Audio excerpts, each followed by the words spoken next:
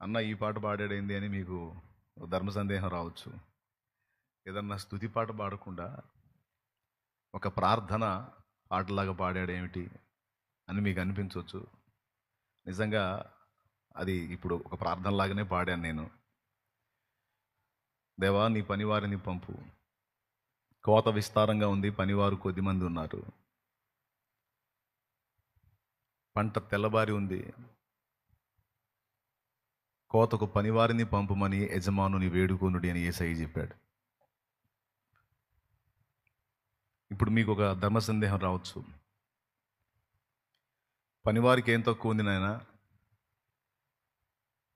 చాలామంది పాస్టర్స్ లేచారు కదా, చాలా ప్రాంతాల్లో సంఘాలు కట్టారు, సేవలు జరుగుతున్నాయి కదా, మళ్ళీ ఇంకా పనివారిని పంపమని ప్రార్థన ఎందుకు? ఉన్న పనివారికే పని లేక చేస్తున్నారు, ఇంకా మళ్ళీ పనివాళ్ళు ఎందుకు అని కొంతమంది హృదయంలో ఒక ప్రశ్న పుట్టొచ్చు. అయితే పనివారు లేచారు. అయితే లేచిన పనివారు ఏ విధంగా ఉన్నారో కొన్ని మాటలు పంచుకుంటాను మీతో. అది నేనైనా మరెవరైనా. దేవుని పనివారు ఇప్పుడు అవసరమై ఉన్నారు. దేవుని స్వచ్ఛమైన పనివారు, దేవుని యథార్థమైన పనివారు, దేవుని నీతిని ఎరిగిన పనివారు, నిజముగా ఆత్మల భారము కలిగిన పనివారు, నిజంగా దేవుని పట్ల ఆయన సంఘం పట్ల చిత్తశుద్ధి కలిగిన పనివారు లేపబడాలి. అందుకోసం మనం ప్రార్థన చేయాలి. చాలా చోట్ల సేవకులు ఉన్నారు, సంఘాలు ఉన్నాయి కదా, దానికోసం అత్యవసరంగా మనం ఇప్పుడు ప్రార్థన చేయాల్సిన ఆవశ్యకత ఏముంది అని ఇప్పుడు మన హృదయంలో, నా హృదయంలో ఒక భారం దేవుడు పెట్టాడు. అది మీతో పంచుకున్నప్పుడు ఆ భారం మీకు కూడా కలుగుతుంది. సంఘాలు కట్టిన సేవకులు, సేవ చేస్తున్న సేవకులు ఆయా ప్రాంతాలలో ఎలా ఉన్నారో, ఏం జరుగుతుందో మీ అందరికీ తెలుసు. చాలా వరకు కొంతమంది సేవకుల ప్రవర్తన, కొంతమంది వ్యవహార శైలి చూసి నాకు చాలా ఆశ్చర్యం కలుగుతుంది. అంటే సేవకులను నిందించడం కాదు, పరాక్రమం కలిగిన సైనికులే నా సహోదరులు. కానీ అపవాది చేతిలో ఏ విధంగా వాడి వలలకు చిక్కారో, వాడి గాలాలకు బలయ్యారో అది కళ్ళారా చూసి దాన్ని ఎరిగినందున నేను బాధపడి, కొంతమంది కరోనాలో సైనికులు కూలితే, కొంతమంది కరోనా కంటే ప్రమాదకరమైన కొన్ని సమస్యల వల్ల కొంతమంది కూలితే, ఇప్పుడు దేవుని సైన్యంలో కొంత సైన్యం తరుగైపోయింది. ఇప్పుడు మళ్ళా సైన్యం అవసరమై ఉంది. సైన్యములకు అధిపత్యకు యెహోవా సైన్యాలకు తక్కువ కాకూడదు.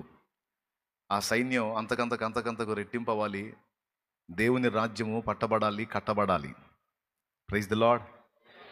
బలవంతులు లేపబడాలి. దేవుని రాజ్యము బలాత్కారుల చేత పట్టబడుతుంది అన్న వాక్యం ప్రకారం దేవుని రాజ్యాన్ని బలవంతంగా కట్టేటువంటి బలాత్కారులు దేవుని సంఘంలో లేవాలి. దానికోసం నేను ప్రార్థన చేస్తున్నాను, పరిచర్యను దానికోసం విస్తరింపజేస్తున్నాను. మీకు కూడా అదే భారాన్ని కలిగి ఉండమని బోధిస్తున్నాను. బైబిల్ గ్రంథంలో ఒక ఆత్మీయ నాయకుడు ఎలా ఉండాలో, ఏ విధంగా జీవించాలో దానికి సంబంధించినటువంటి కొలతలు బైబిల్ గ్రంథంలో ఇచ్చాడు. బైబిల్ గ్రంథం అన్ని సంగతులను గురించి మాట్లాడింది. ఒక విశ్వాసి జీవితానికి సంబంధించి ఎలా ఉండాలో మాట్లాడింది. ఒక పరిచారకుడు, పరిచారకురాలు ఎలా ఉండాలో మాట్లాడింది. ఒక సేవకుడు, సేవకురాలు ఏ విధంగా ఉండాలో కూడా పరిశుద్ధ గ్రంథం మాట్లాడింది. మన సమస్త ప్రవర్తనను గురించి దేవుని గ్రంథంలో సమాచారం ఉంది, మన సమస్త ప్రవర్తన విషయంలో. అయితే దేవుడు తన గ్రంథంలో చూపించిన ప్రమాణాలకు రీచ్ అయ్యే విధంగా కొంతమంది పరిచర్య చేస్తే, ఆ ప్రమాణాలకు సంబంధం లేకుండా కొంతమంది తమ పరిచర్యను జరిగిస్తూ ఉన్నారు. దేవుని రాజ్యము మాటలతో కాదు, శక్తితో ఉంది. అయితే శక్తిహీనమైన పరిచర్య చేసి కనీసం పట్టుమని 10 ఆత్మలను కనీసం సంవత్సరానికి ప్రభావితం చేయలేని స్థితిలో కొన్ని సంఘాలు ఉన్నాయంటే అది చాలా బాధాకరమైన విషయం. సంవత్సరానికి పట్టుమని 10 ఆత్మలను ప్రభావితం చేయలేని స్థితిలో కొన్ని సంఘాలు ఉన్నాయంటే అది బాధాకరమైన విషయం. బైబిల్ గ్రంథంలో తిమోతికి రాసినటువంటి పత్రిక మీరు చూడగలిగితే అక్కడ నాయకులకు సంబంధించి, పరిచారకులకు సంబంధించి కొన్ని కొలతలు ఇచ్చాడు. బైబిల్ గ్రంథం ఉన్నోళ్ళు తీసి చూడండి, లేకపోతే లేనోళ్ళు పక్క వాళ్ళ బైబిల్ అన్నా చూడండి దయచేసి. తిమోతికి రాసిన మొదటి పత్రిక 3వ అధ్యాయము 1వ వచనం నుంచి చదివితే అధ్యక్షుని యొక్క కొలతలు అక్కడ రాశాడు. చూడు. ఎవడైనను అధ్యక్ష పదవిని ఆశించిన ఎడల అట్టివాడు దొడ్డ పనిని అపేక్షించుచున్నాడన్న మాట నమ్మదగినది. అదండి, అట్టివాడు పెద్ద పనిని అపేక్షించుచున్నాడన్న మాట నమ్మదగినది. అధ్యక్షుడకు వాడు నిందారహితుడును. అధ్యక్షుడు ఎలా ఉండాలి అంటే నిందారహితుడై ఉండాలి. ఏకపత్ని పురుషుడును, ఒక్కతే భార్యను కలిగి ఉండాలి. మితానుభవుడును, కనీసపు అనుభవం కలిగి ఉండాలి. స్వస్థ బుద్ధి గలవాడును, ఆరోగ్యకరమైన బుద్ధి కలిగి ఉండాలి. మర్యాదస్తుడును, సంస్కారవంతుడై ఉండాలి. అతిథి ప్రియుడును, ఆతిథ్యాన్ని ప్రేమించి ఎవరైనా అతిథులు వస్తే వాళ్లకు ప్రేమ చూపేవాడై ఉండాలి. బోధింప తగినవాడునయ్యుండి. బోధింప తగినవాడు అంటే బోధించడానికి కావలసినటువంటి సబ్జెక్టు, అలాగే బోధించడానికి కావలసిన క్యారెక్టర్. బోధించడానికి కావలసిన సబ్జెక్టుతో పాటు సబ్జెక్ట్ ఒక్కటి ఉంటే చాలదు, క్యారెక్టర్ కావాలి. క్యారెక్టర్ లేకుండా సబ్జెక్ట్ ఉండే ఏం ప్రయోజనం? అలాగని కొంతమందికి క్యారెక్టర్ ఉంటుంది కానీ సబ్జెక్ట్ ఉండదు, అంటే బైబిల్ చదవరు. కొంతమందికి క్యారెక్టర్ ఉంటుంది, సబ్జెక్ట్ ఉండదు. కొంతమందికి సబ్జెక్ట్ ఉంటుంది, క్యారెక్టర్ ఉండదు. రెండు తప్పే, రెండు ఉండాలి. బోధింప తగినవాడు, క్యారెక్టర్ అండ్ సబ్జెక్ట్. అలాగే బోధించవలసిన విధంగా బోధించడానికి అనుభవం గడించిన వాడై ఉండాలి. మద్యపానీయు కొట్టువాడును కాక, ఎదుటి వాళ్ళని తొందరపడి చెయ్యెత్తి కొట్టడమో నోరెత్తి దూషించటమో చేయకూడని వాడై ఉండాలి. ఎవరు? సేవకుడు అండ్ సేవకురాలు కూడా. సేవకురాలు తొందరపడి ఎదుటి వాళ్ళని చేయి చేసుకునే వాళ్ళుగా కానీ, నోరు తెరిచి దుర్భాషలు ఆడేవాళ్ళుగా కానీ ఉండకూడదు.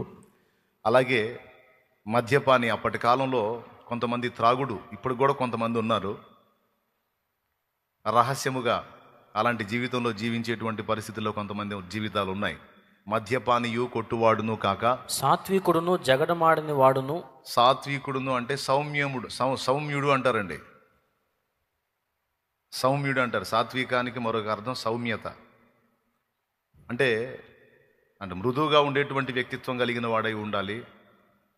సాత్వికుడును జగడమాడని వాడును, ధనాపేక్షల లేనివాడునై, డబ్బు పిచ్చోడు కానివాడై, సంపూర్ణ మాన్యత కలిగి. మాన్యత అంటే గౌరవనీయత, సంపూర్ణ గౌరవనీయమైనటువంటి క్యారెక్టర్ కలిగి, జీవితం కలిగి, తన పిల్లల్ని స్వాధీనపరచుకొనుచు తన ఇంటి వారిని బాగుగా ఏలువాడునై ఉండవలెను. ఇది ఒక సేవకుడికి, ఒక సంఘ కాపరికి, ఒక అధ్యక్షుడికి కనీసం ఉండవలసిన అర్హతలు. ఎన్ని రకాలు వచ్చినాయో చెప్పగలరా? ఎన్ని విషయాలు బ్యాలెన్స్ చేసుకోవాలని దేవుడు సెలవిచ్చాడో చెప్పగలరా? తన గ్రంథంలో 1 నిందారహితుడు, 2 ఏకపత్ని పురుషుడు, 3 కనీసపు అనుభవం కలిగిన వాడు, 4వది స్వస్థబుద్ధి, 5వది మర్యాదస్తుడు, 6వది అతిథి ప్రియత్వం, 7వది బోధింప తగిన వాడు, అంతవరకు 7. 8 సాత్వికుడు, 9 జగడమాడనివాడు, 10 ధనాపేక్ష లేనివాడు, 10 అయిపోయినాయా? 11వది సంపూర్ణ గౌరవనీయమైన జీవితాన్ని కలిగి తన పిల్లల్ని స్వాధీనపరుచుకుంటూ వాళ్ళని దేవుని భక్తిలో పెంచుతూ, 12 13వది తన ఇంటి వారిని బాగుగా ఏలువాడై ఉండాలి. దగ్గరగా 12 నుంచి 13, 12, 14, 15 అంటే మద్యపానీయ కొట్టువాడు ఉన్నాయి కదా, అవి పెట్టలేదు నేను. అయ్యేం క్యారెక్టర్లు కాదుగా, వ్యసనాలు. అవి లేనివాడై ఉండాలి. అందుకని 13 ఫైనల్ చేశాను. మద్యపాని అంటే త్రాగుబోతుగాను లేదా వ్యసనపరుడుగాను ఉండకూడదు. తర్వాత తొందరపడి కొట్టడం కానీ దూషించడం కానీ చెయ్యని వాడై ఉండాలి. అక్కడ బ్యాలెన్స్ ఉండాలన్నమాట. ఈ కొలతలు ఒక సేవక పనికి వచ్చినటువంటి వ్యక్తికి కనీసం ఉండాలి. ఇది సేవకత్వానికి రాగోరిన వాడికి దేవుడు నియమించినటువంటి పద్ధతి. ఇవి కలిగి లేనివాడు సేవకు వస్తే స్టార్టింగ్లో ఏదో కొంచెం హడావుడైనా తర్వాత ఎక్కడ వేసిన గొంగడ అక్కడ ఆగిపోతుంది. తర్వాత అంతటితో ఆగల. తిమోతి రాసిన పత్రికలోనే పక్క అధ్యాయంలో మీరు చూస్తే 4వ అధ్యాయము 11, 12 వచనాలు చూడండి ఒకసారి. నీ యవనమును బట్టి ఎవడును నిన్ను తృణీకరింపనీయకుము. ఒకవేళ అధ్యక్షుడు కొంచెం వృద్ధుడు గాక యవన ప్రాయంలో ఉన్నట్టయితే ఈ యవన చేష్టలని కొన్ని జిలాకు చేష్టలు ఉంటాయి. నా భాషలో చెప్పాలంటే కొంటె చేష్టలు. యవనస్తులకు సహజంగానే కొంచెం కొంటెతనం ఉంటుంది. ఈ కొంటెతనాన్ని అణుచుకోలేరు కొంతమంది. సేవకత్వానికి వచ్చిన తర్వాత కూడా వాళ్ళ కొంటె వేషాలు, వాళ్ళ వస్త్రాల ద్వారా కానీ, వాళ్ళ తల జుట్టు విధానం ద్వారా కానీ, వాళ్ళ ముఖం మీద వాళ్ళ గడ్డాల స్టైల్ కానీ, అలాగే వాళ్ళ ప్రవర్తనలో కొన్ని తొందరలు యవన ప్రాయపు కొంటెతనపు చేష్టలు కనపడతాయి. ఆ కొంటెతనపు చేష్టలు కొంతమంది తృణీకరించడానికి కారణమవుతాయి. నువ్వు చూస్తేనేమో బోధ చేస్తున్నావు, ఎదుటి వాళ్ళకి ఇలా బతకాలి, ఇలా ఉండాలని చెబుతున్నావు, మరి నీ దగ్గర కొంటెతనం పోలేదు, నువ్వు ఎట్లా అని ఎదుటివాడు నిన్ను తృణీకరించకూడదు. ఎదుటివాడు నిన్ను తృణీకరించకుండా ఉండాలంటే నువ్వు ఎట్లా ఉండాలో తెలుసా? కింద చదువు. మాటలోను మాటలోను, ప్రవర్తనలోను, ప్రేమలోను, విశ్వాసములోను, పవిత్రతలోను విశ్వాసులకు మాదిరిగా ఉండుము. అది మళ్ళీ కొన్ని యాడ్ అయినాయి చూడండి. ఎలా ఉండాలి బాబు నువ్వు అంటే, నువ్వు కొంటె చేష్టాలు చేస్తే నీ యవన స్థితిని బట్టి, నీ పిచ్చి చేష్టాలను బట్టి కొంతమంది నిన్ను తృణీకరించే అవకాశం ఉంటుందిరా. సేవకుడు అనేవాడు గౌరవనీయుడై ఉండాలి. గర్వహృదయుడై ఉండుట ఎంత తప్పో, గౌరవహీనమైన బతుకు బతకడం కూడా అంతే తప్పు. అర్థమైందా? ఒకసారి నా స్నేహితుడు నాతో అన్నాడు, నా బాల్యం నుంచి అనేక సంవత్సరాలు నాతో స్నేహం చేసినవాడు, అరే ఒరే అని పిలుచుకున్నాం చిన్న ప్రాయం నుంచి, అరే ఒరే అని. ఒకసారి నేను సేవలోకి వచ్చిన తర్వాత ఒక ఫ్రెండ్ని ఎరా బాగున్నావా అన్నా. నేను ఒకసారి ఎరా బాగున్నావు అంటే వాడు 10 సార్లు అరే అంటాం మొదలుపెట్టాడు. నాకు ఓకే, నేను వాడిని అరే అన్నాను, వాడు నన్ను అరే అన్నాడు. కానీ నా పక్కన ఉన్నోళ్ళు మేమిద్దరం మాట్లాడుకోవటం విని అయిపోయిన తర్వాత నా దగ్గరకు వచ్చి అంటారు, అతను ఏంటన్నా అరే ఒరే అంటున్నాడు నిన్ను అన్నారు.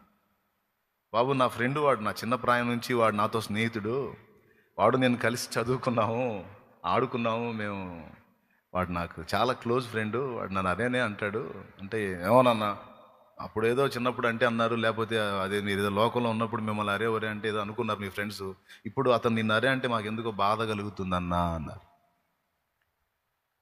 పాయింట్ అర్థం చేసుకోండి.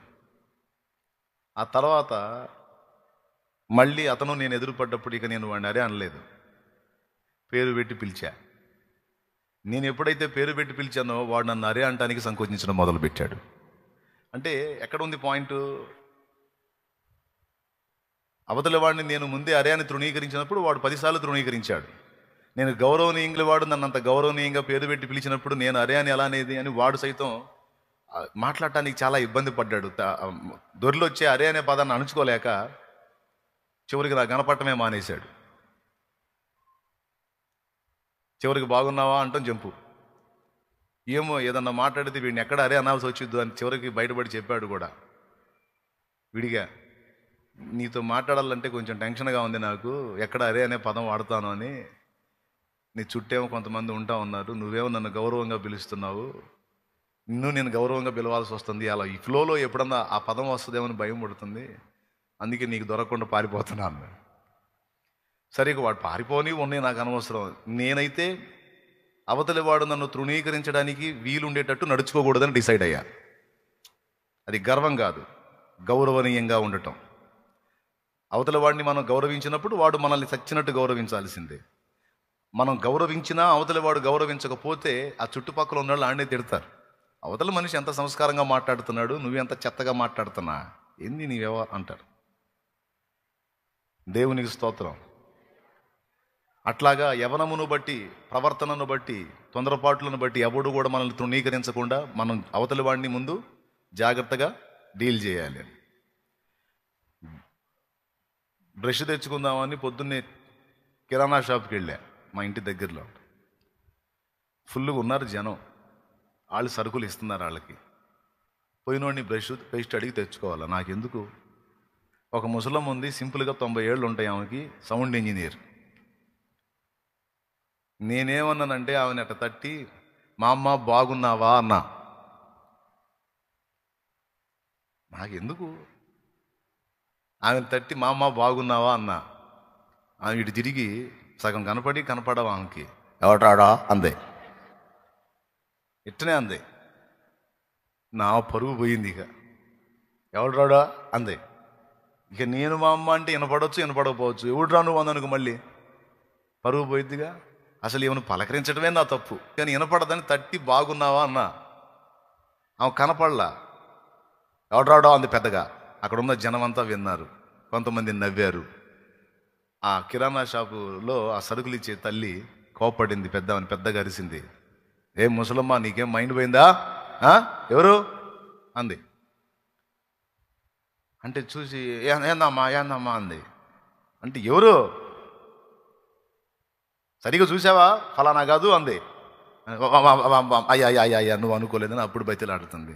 నిన్ను గదిలించుకోవటమే నా తప్పు, ఇంక నువ్వు బతిలాడినే చేయలేదు మాట అనేసావు, పరువు బాయే, ఇంక చేసేది ఏముందని, ఏం పర్లేదు అని చెయ్యి ఊపి జంప్ అక్కడి నుంచి. ఇట్లా కొన్ని అనుభవ పాఠాలు. అంటే మనం చులకనగా వ్యవహరించినప్పుడు, చులకనగా ప్రవర్తించినప్పుడు అవతలి వాళ్ళు తేలిగ్గా మాట్లాడతారు.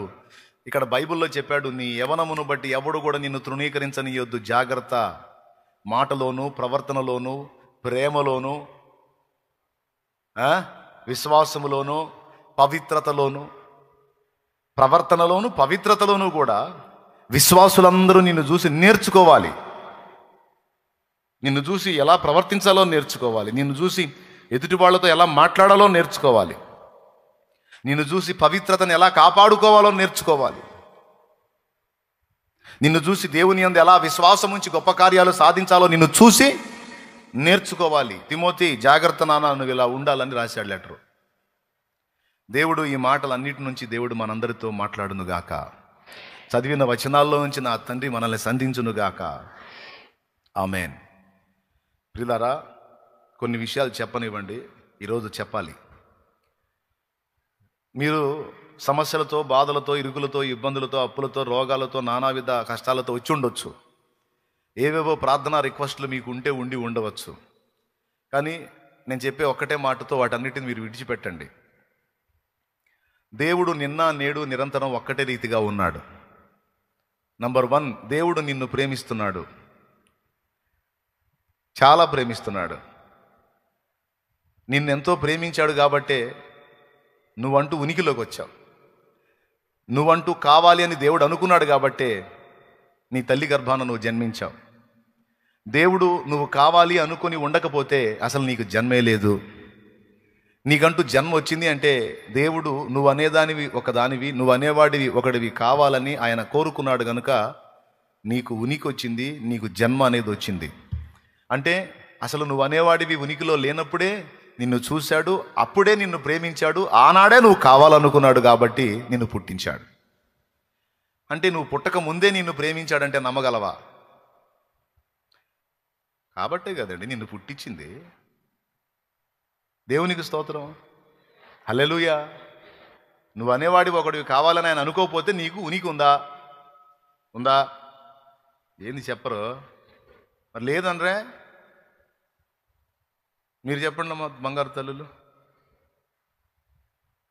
అంతే, ఆనాడే నువ్వు కావాలనుకున్నాడు కాబట్టి గుర్తుపెట్టుకో, దేవుడు నిన్ను ప్రేమిస్తున్నాడు. ఎంత ప్రేమిస్తున్నాడంటే తన ప్రాణం కంటే ఎక్కువ నిన్ను ప్రేమిస్తున్నాడు. కొంతమంది మాటలు చెబుతారు, నిన్ను అంత ప్రేమిస్తున్నాను, ఎంత ప్రేమిస్తున్నాను, నీ కోసం చచ్చిపోతాను అని. కానీ ఇక్కడ నీ ప్రేమికుడు, నీ ప్రభు, నిన్ను ప్రేమించే నీ కన్న తండ్రి నీ కోసం ఆల్రెడీ చచ్చి తిరిగి లేచి చూపించాడు. ఎవరెవరో మాటలు చెప్తారు, కానీ ఇక్కడ చచ్చి తిరిగి లేచి చూపించినటువంటి ప్రేమమూర్తి ఉన్నాడు ఇక్కడ, ఆయన ప్రభు. మొన్న పావన్ రాజు ఒక అంశం మాట్లాడుతూ కొన్ని మంచి విషయాలు ప్రస్తావించాడు. ఒక ఏశావు అనేవాడు యాకోబు జీవితంలో లేకపోతే, వినండి బాగా, దేవుడు అంతసేటు ప్రేమిస్తే నా బతుకు ఎందుకు ఇంత దరిద్రంగా తయారైంది, నాకు ఈ బాధలేంది, నాకు ఈ కష్టాలేంది, నాకు ఈ కన్నీళ్ళేంది, నా ప్రయత్నాల్లో విఫలత ఏంది, నాకు ఎదురు దెబ్బలేంది, ఈ బికారి జీవితం ఏంది అనే ప్రశ్న నీకు ఉండొచ్చు. దానికి నా సమాధానం, నిన్ను దేవుడు ప్రేమిస్తున్నాడు గనుకనే కొన్ని ప్రత్యేకమైన అనుభవాల్లో గుండా దేవుడు తీసుకెళ్తున్నాడు. అదే చెప్తున్నాను నేను.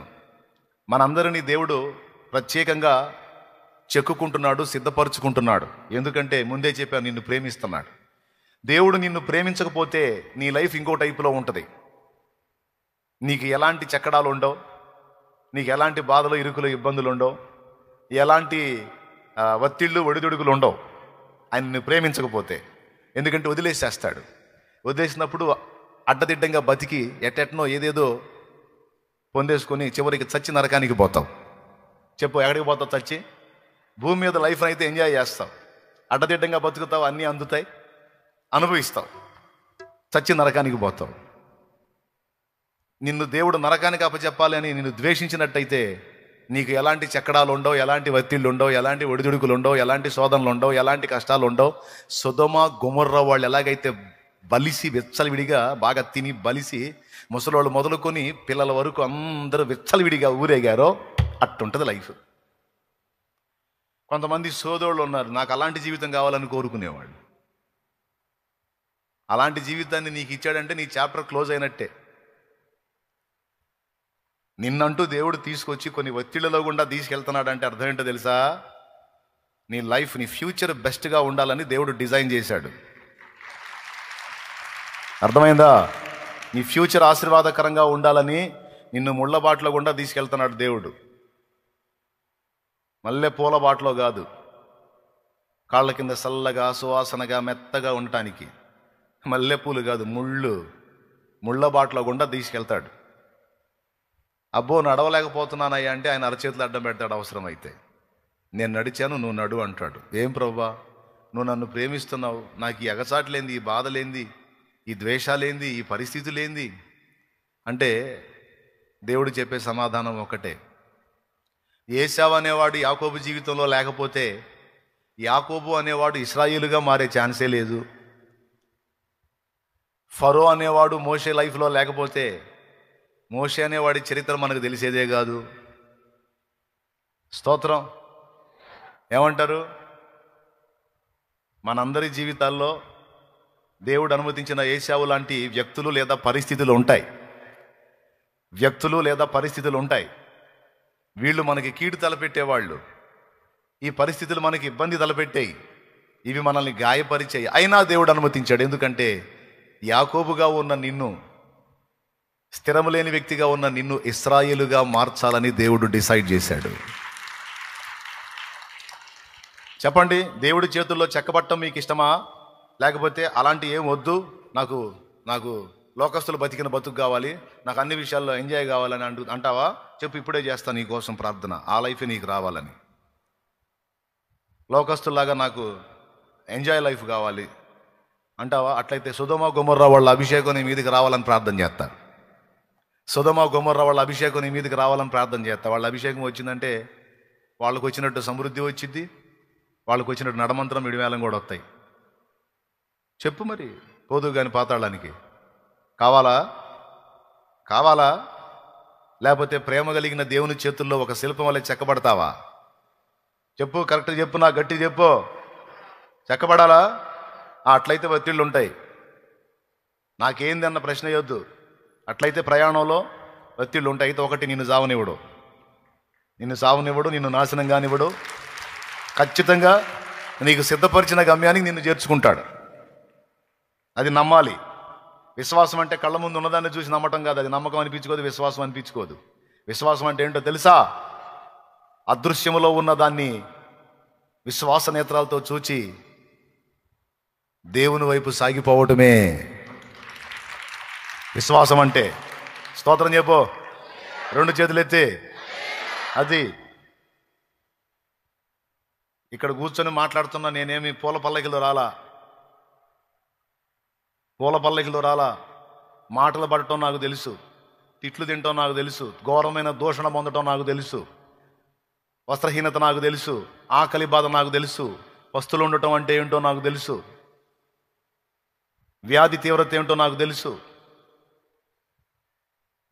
అన్ని రకాల అనుభవాలన్నిటిని రుచి చూపించి ఆ చేదైన అనుభవాల్లో గుండా దేవుడు తీసుకెళ్తున్నప్పుడు, ఆ చేదైన అనుభవాల్లో గుండా దేవుడు నడిపిస్తున్నప్పుడు, ఇంకా లేదురా జీవితం, ఇక బాగుపడను నేను, నా బతుకింతే, నా చరిత్రింతే అని ఘోరాతి ఘోరంగా ఏడ్చుకున్న రోజులు నాకు తెలుసు. కానీ సుదూర భవిష్యత్తులో ఆయన పనిముట్టుగా, ఆయన చేతి పాత్రగా నన్ను వాడుకుంటాడన్న ఊహైనా ఊహించలేదు నేను. ఆయన ఒక శిల్పి అయి ఒక శిల్పం వల్ల నన్ను చెక్కుతున్నాడని గ్రహించలేకపోయాను. ఆ సణిగాను, గొణిగాను, చంపరాదా అని దేవునికి ఎన్నోసార్లు చెప్పుకున్నాను. ఎందుకే నన్ను బతకనిచ్చావు నువ్వు, నాకైనా ఏం చేస్తే నేను నరకానికి పోతానంటావు, అలాగే మరి నన్ను చంపొచ్చుగా, మరి నువ్వు ఎందుకు నన్ను బతకనియటం, నాకు ఎందుకు ఈ దుర్భరం, ఎందుకు ఈ జీవితం, అలాగే నా ప్రాణం నేను తీసుకుని నరకానికి పోతావురా నువ్వు అంటావు. మరి నేను నరకానికి పోకుండా మరి నా ప్రాణం ఎట్టబోయిద్ది, నువ్వు తీసుకో, ఏంది నాకు ఈ జీవితం, అది తెలియక పిల్ల చేష్టలో.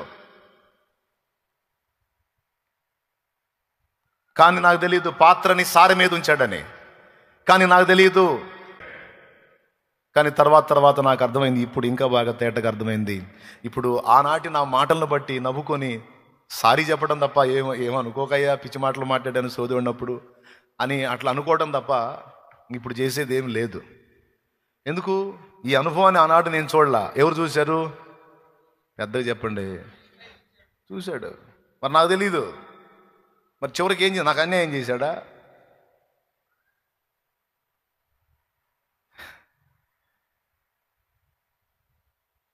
ఆ అనుభవాలే పాటలు మాటలు ఆయన ఇచ్చినాయి. నిన్ను పిలిచిన దేవుడు నమ్మదగినవాడు, శోధనలో నిన్ను విడిచిపెట్టిపోడు, కంటి పాపలా తోడుండి నిన్ను కాచుకుంటాడు, కన్న తండ్రిలా తోడుండి నిన్ను ఆదుకుంటాడు. నమ్ము నేస్తమా,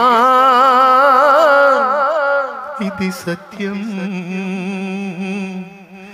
వీడబోకుమా విశ్వాసం, నీ ఆశ నిరాశ కానే కాదు, వేదన ఎందుకు, నీ కన్నీరు కలకాలముండదు, కలతే చెందకు.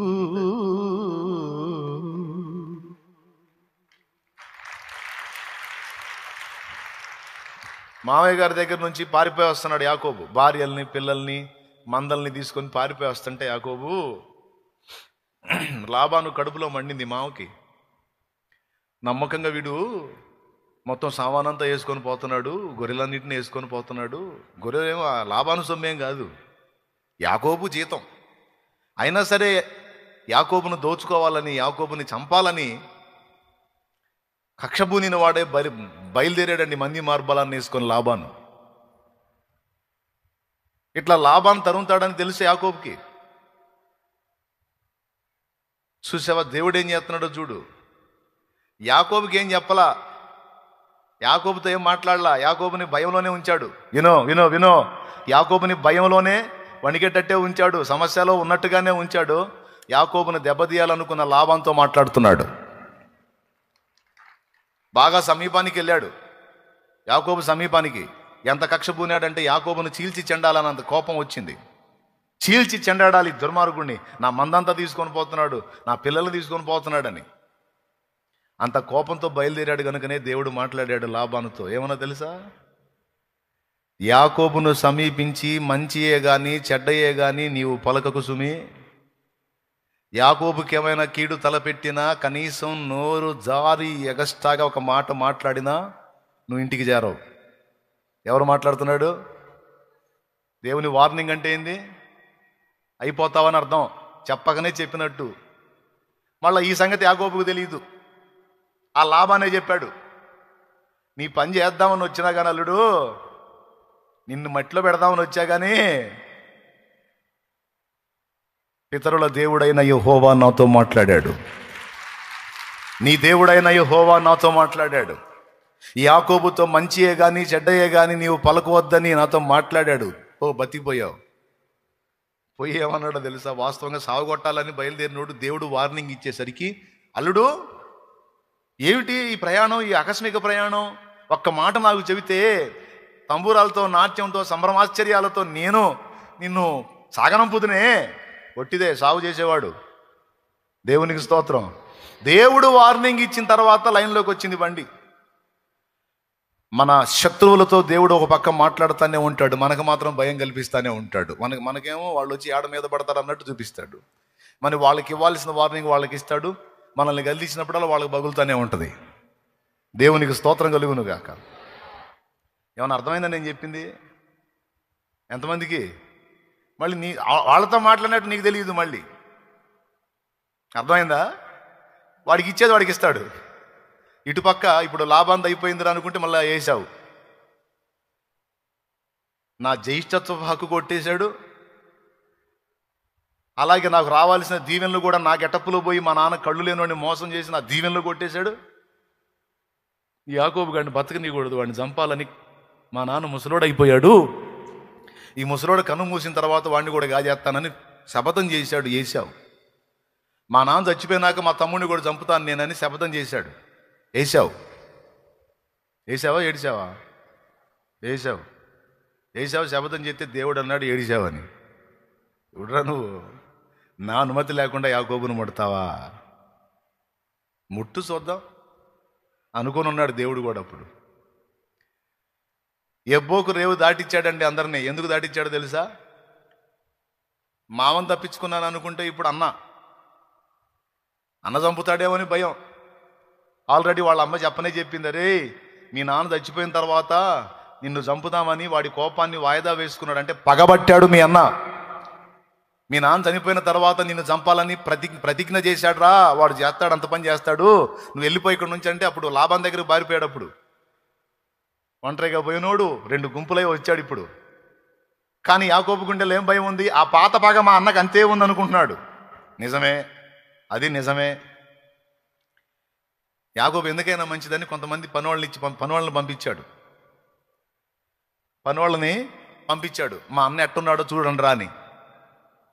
వీళ్ళు పోయారు, ఏశావుని ఎదుర్కొన్నారు. ఏశావుకు చెప్పారు, మీ సహోదరుడైన యాకోబు వచ్చుచున్నాడు అని. యాకోబు వస్తున్నాడు అన్న మాట ఎప్పుడైతే వినబడిందో, రై తొందరగా రెడీ కండిరా 400 మంది అన్నాడు. తమ్ముడిని సాధారణంగా ఆహ్వానించడానికి 400 మంది ఎందుకండి? 400 మంది ఎందుకు? పట్టుకొని తన్ని మొత్తం బీభత్సం చేయడానికి. దేవునికి స్తోత్రం.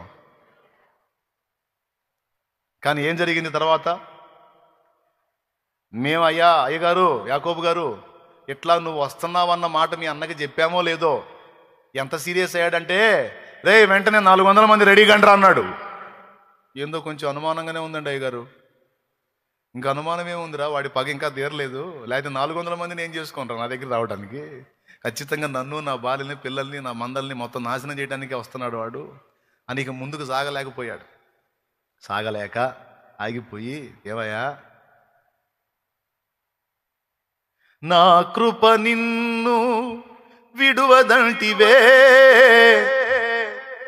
నా కృప నీకు చాలునంటివే. ఏమని మాట్లాడే, ఏమని వాగ్దానం, ఏంది నా బతుకు ఇట్టయిపోయింది? ఎందుకయ్యా నన్ను ఇట్లా చేశావు? ఏ దిక్కు లేని వాడిని చేసావు, ఆదరణ లేని వాడిని చేసావు. నాకు గతి ఏంటి అసలు? ఆశీర్వాదం అనుకున్నాను, కానీ నేను కలిగి ఉన్నది నిజంగా ఆశీర్వాదాలు కాదన్న సంగతి నాకు అర్థమైంది. నిజమైన ఆశీర్వాదం, దీవెన నీ దగ్గర ఉందయ్యా. అది మా నాన్న దగ్గర కాదేసయ్యా, నీ దగ్గర ఉంది. రాయ్యా, భార్యలు లేరయ్యా, ఇప్పుడు పిల్లలు లేరయ్యా, దాసదాసి లేరయ్యా, మందలు లేవయ్యా, ఒంటరిగాడిని అయిపోయా, ఏకాకినైపోయా. దేవా రా, నువ్వు రాకపోతే నాకు దిక్కు లేదు. నీవుగాక ఎవరు? ఆశ్చర్యం చెప్పనా, బయటోడు కాదు ఇప్పుడు ప్రాణం తీయాలనుకుంటుంది.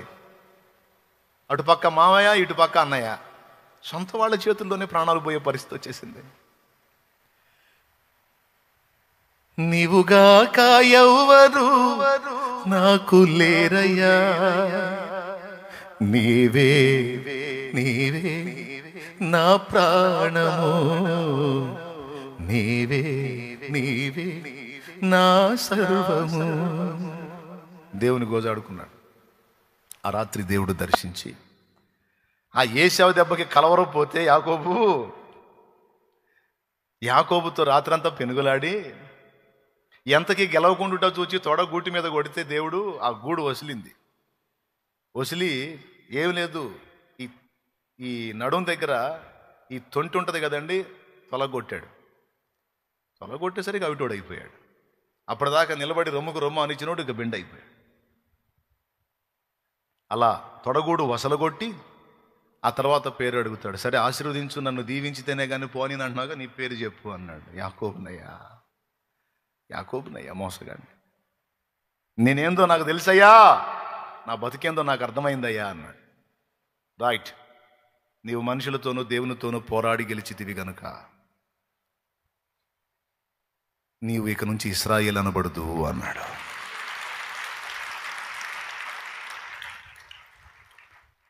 ఇక నుంచి నీవు ఇశ్రాయేలువే, నాతో పోరాడావు. ఫస్ట్ ఏమో రొమ్ముకు రొమ్మ అనిచ్చాడు, తొడ మీద కొట్టేసరికి కాళ్ళు పట్టుకున్నాడు. దేవునికి మహిమ. రొమ్ముకు రొమ్మ అనిచ్చడం అంటే ఏంటో తెలుసా? దేవునితో ఒప్పందాలు చేయటం. నేను పోయిన చోటెల్లా నీవు నాకు తోడై ఉండి నాకు కలిగిన అంతటిని ఆశీర్వదిస్తే నీకు దశంభాగం ఇస్తా. ఏందది? దేవుడితో బేరసారాలు. నేను పోవు చోటెల్లా నీవు నాకు తోడై ఉండాలి, నన్ను ఆశీర్వదించాలి, అన్ని విషయాల్లో నన్ను గొప్ప చేయాలి, అప్పుడు నా రాబడిలోంచి నీకు ఇస్తా 10వ భాగం. ఇంకొకటి ఏంటంటే, ఇంకొకటికి మొక్కను, నువ్వు నా దేవుడు అయి ఉంటావు, నేను నీ భక్తుడై ఉంటా, అంతే. ఇది రొమ్ముకు రొమ్ము అనిచ్చడం అంటే. ఎప్పుడైతే తొడ మీద కొట్టాడో, తొడగూడు వసిలిందో, అది కొడుతున్నాడు చూడు, అయిపోయింది, కొట్టేశాడు.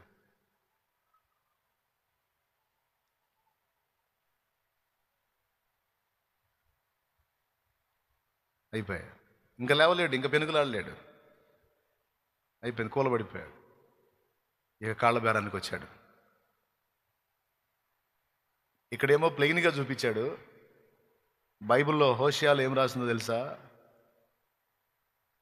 అతడు మగసిరి గలవాడై పోరాడాడు.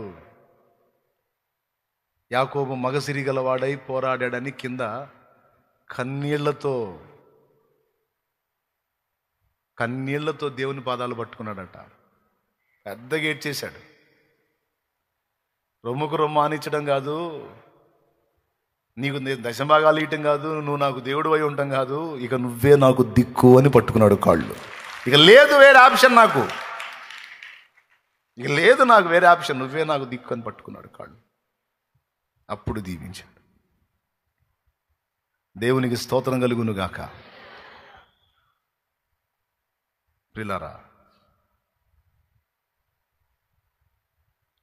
నీ జీవితంలో దేవుడు ఏశావులను అనుమతించాడో, ఫరోలను అనుమతించాడో, అలాంటి పరిస్థితులు అనుమతించాడో, ఇవన్నీ నిన్ను చెక్కడం, ఒక చక్కని శిల్పంగా చెక్కే దానిలో భాగాలే తప్ప దేవుడు నీ మీద ఏం పగబట్టలేదు, నువ్వంటే ఆయనకి ఏం ద్వేషం లేదు.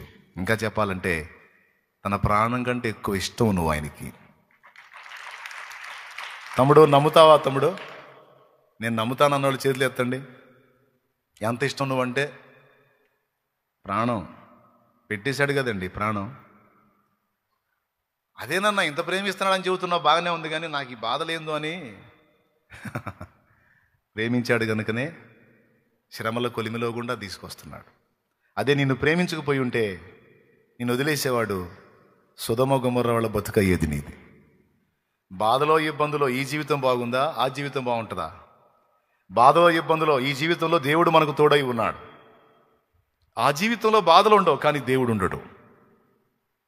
కావాలన్నాడు చేతులు ఎత్తండి. దేవుడే కావాలి, రైట్. మరి దేవుడు కావాలంటే ఈ బాధల జీవితంలో ఉంటాడు.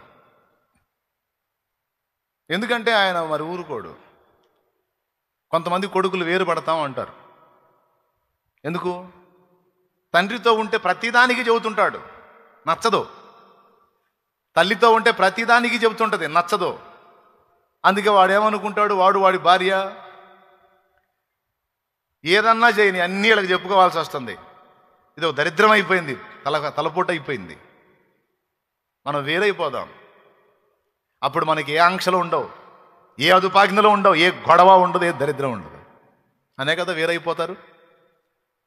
అట్లాగే దేవుడితో కూడిన జీవితం తండ్రితో కూడినటువంటి జీవితంగా ఉంటుంది. నాన్నకు నోరాగదు, వీడు ఏ చెప్పిన రే అబ్బాయి మంచిది కాదు వదిలేగు అంటాడు, వీడు ఏ అడుగైపోయిన అబ్బాయి ఆలోచించరా అంటుంటాడు. అట్లాగే దేవుడు కూడా మనల్ని ప్రేమిస్తాడు కనుక ఎట్టబడితే అట్ట బానీయుడు ఓ పద్ధతి ప్రకారం తీసుకెళ్తాడు. అది అది అది దేవునితో కూడిన ప్రయాణం. స్తోత్రం. కాస్త కష్టాలైనా కొద్ది కాలం కడగళ్ళైనా దేవునితో కూడిన జీవితమే ఆశీర్వాదకరం. కావద్దు మనకు అనుభవాలు, అంతే. కాబట్టి ఇప్పుడు మీరందరూ కూడా వాటి గురించి ఆలోచన చేయొద్దు. ఇప్పుడే కాదు, ఇంటికి పోయాక కూడా ఆలోచించొద్దు. అదే నన్ను ఆలోచించుకోకపోతే ఎట్లా అంటాం? సరే ఆలోచించి చించు. స్తోత్రం స్తోత్రం. ఏమి చించగలవు? వస్త్రంలో చించగలవు, అంత మించి ఏమి చించలేవు. ఏమన్నా చించేది ఉంటే చెప్పు మరి. అదేదో దేవుని ముందు కూర్చో, దేవుని పాదాలు పట్టుకో. నీకు అర్థం కాని పక్షంలో ఆయనే నీ మనసులో ఒక మెరుపు లాంటి ఆలోచన పుట్టిస్తాడు. 3 సంగతులు చెప్తా, చెప్పి నేను చెప్పాలనుకున్న విషయం ఈరోజు మీకు చెప్తా. అది చెప్పి ముగిస్తాను నేను. మళ్ళీ నాకు పనులు ఉన్నాయి అవతల. మీకేం శుభ్రంగా మొద్దు దేని సంఖలో బైబిల్ పెట్టిన తారే రా అనుకుంటా పోతారు. కున్రాగాలు తీసుకుంటా, నాకు బోల్డ్ అంత పని ఉంది. హల్లెలూయా. అది చెప్తా. నీ జీవితం అనే బల్ల మీద దేవుడు 3 పేపర్లు పెట్టాడు. మడత వేసినటువంటి 3 పేపర్లు పెట్టాడు.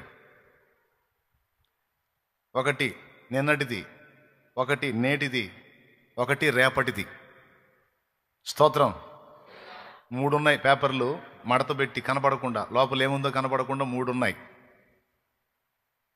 ఒకటి నిన్నటిది, ఒకటి ఈరోజుది, ఒకటి రేపటిది.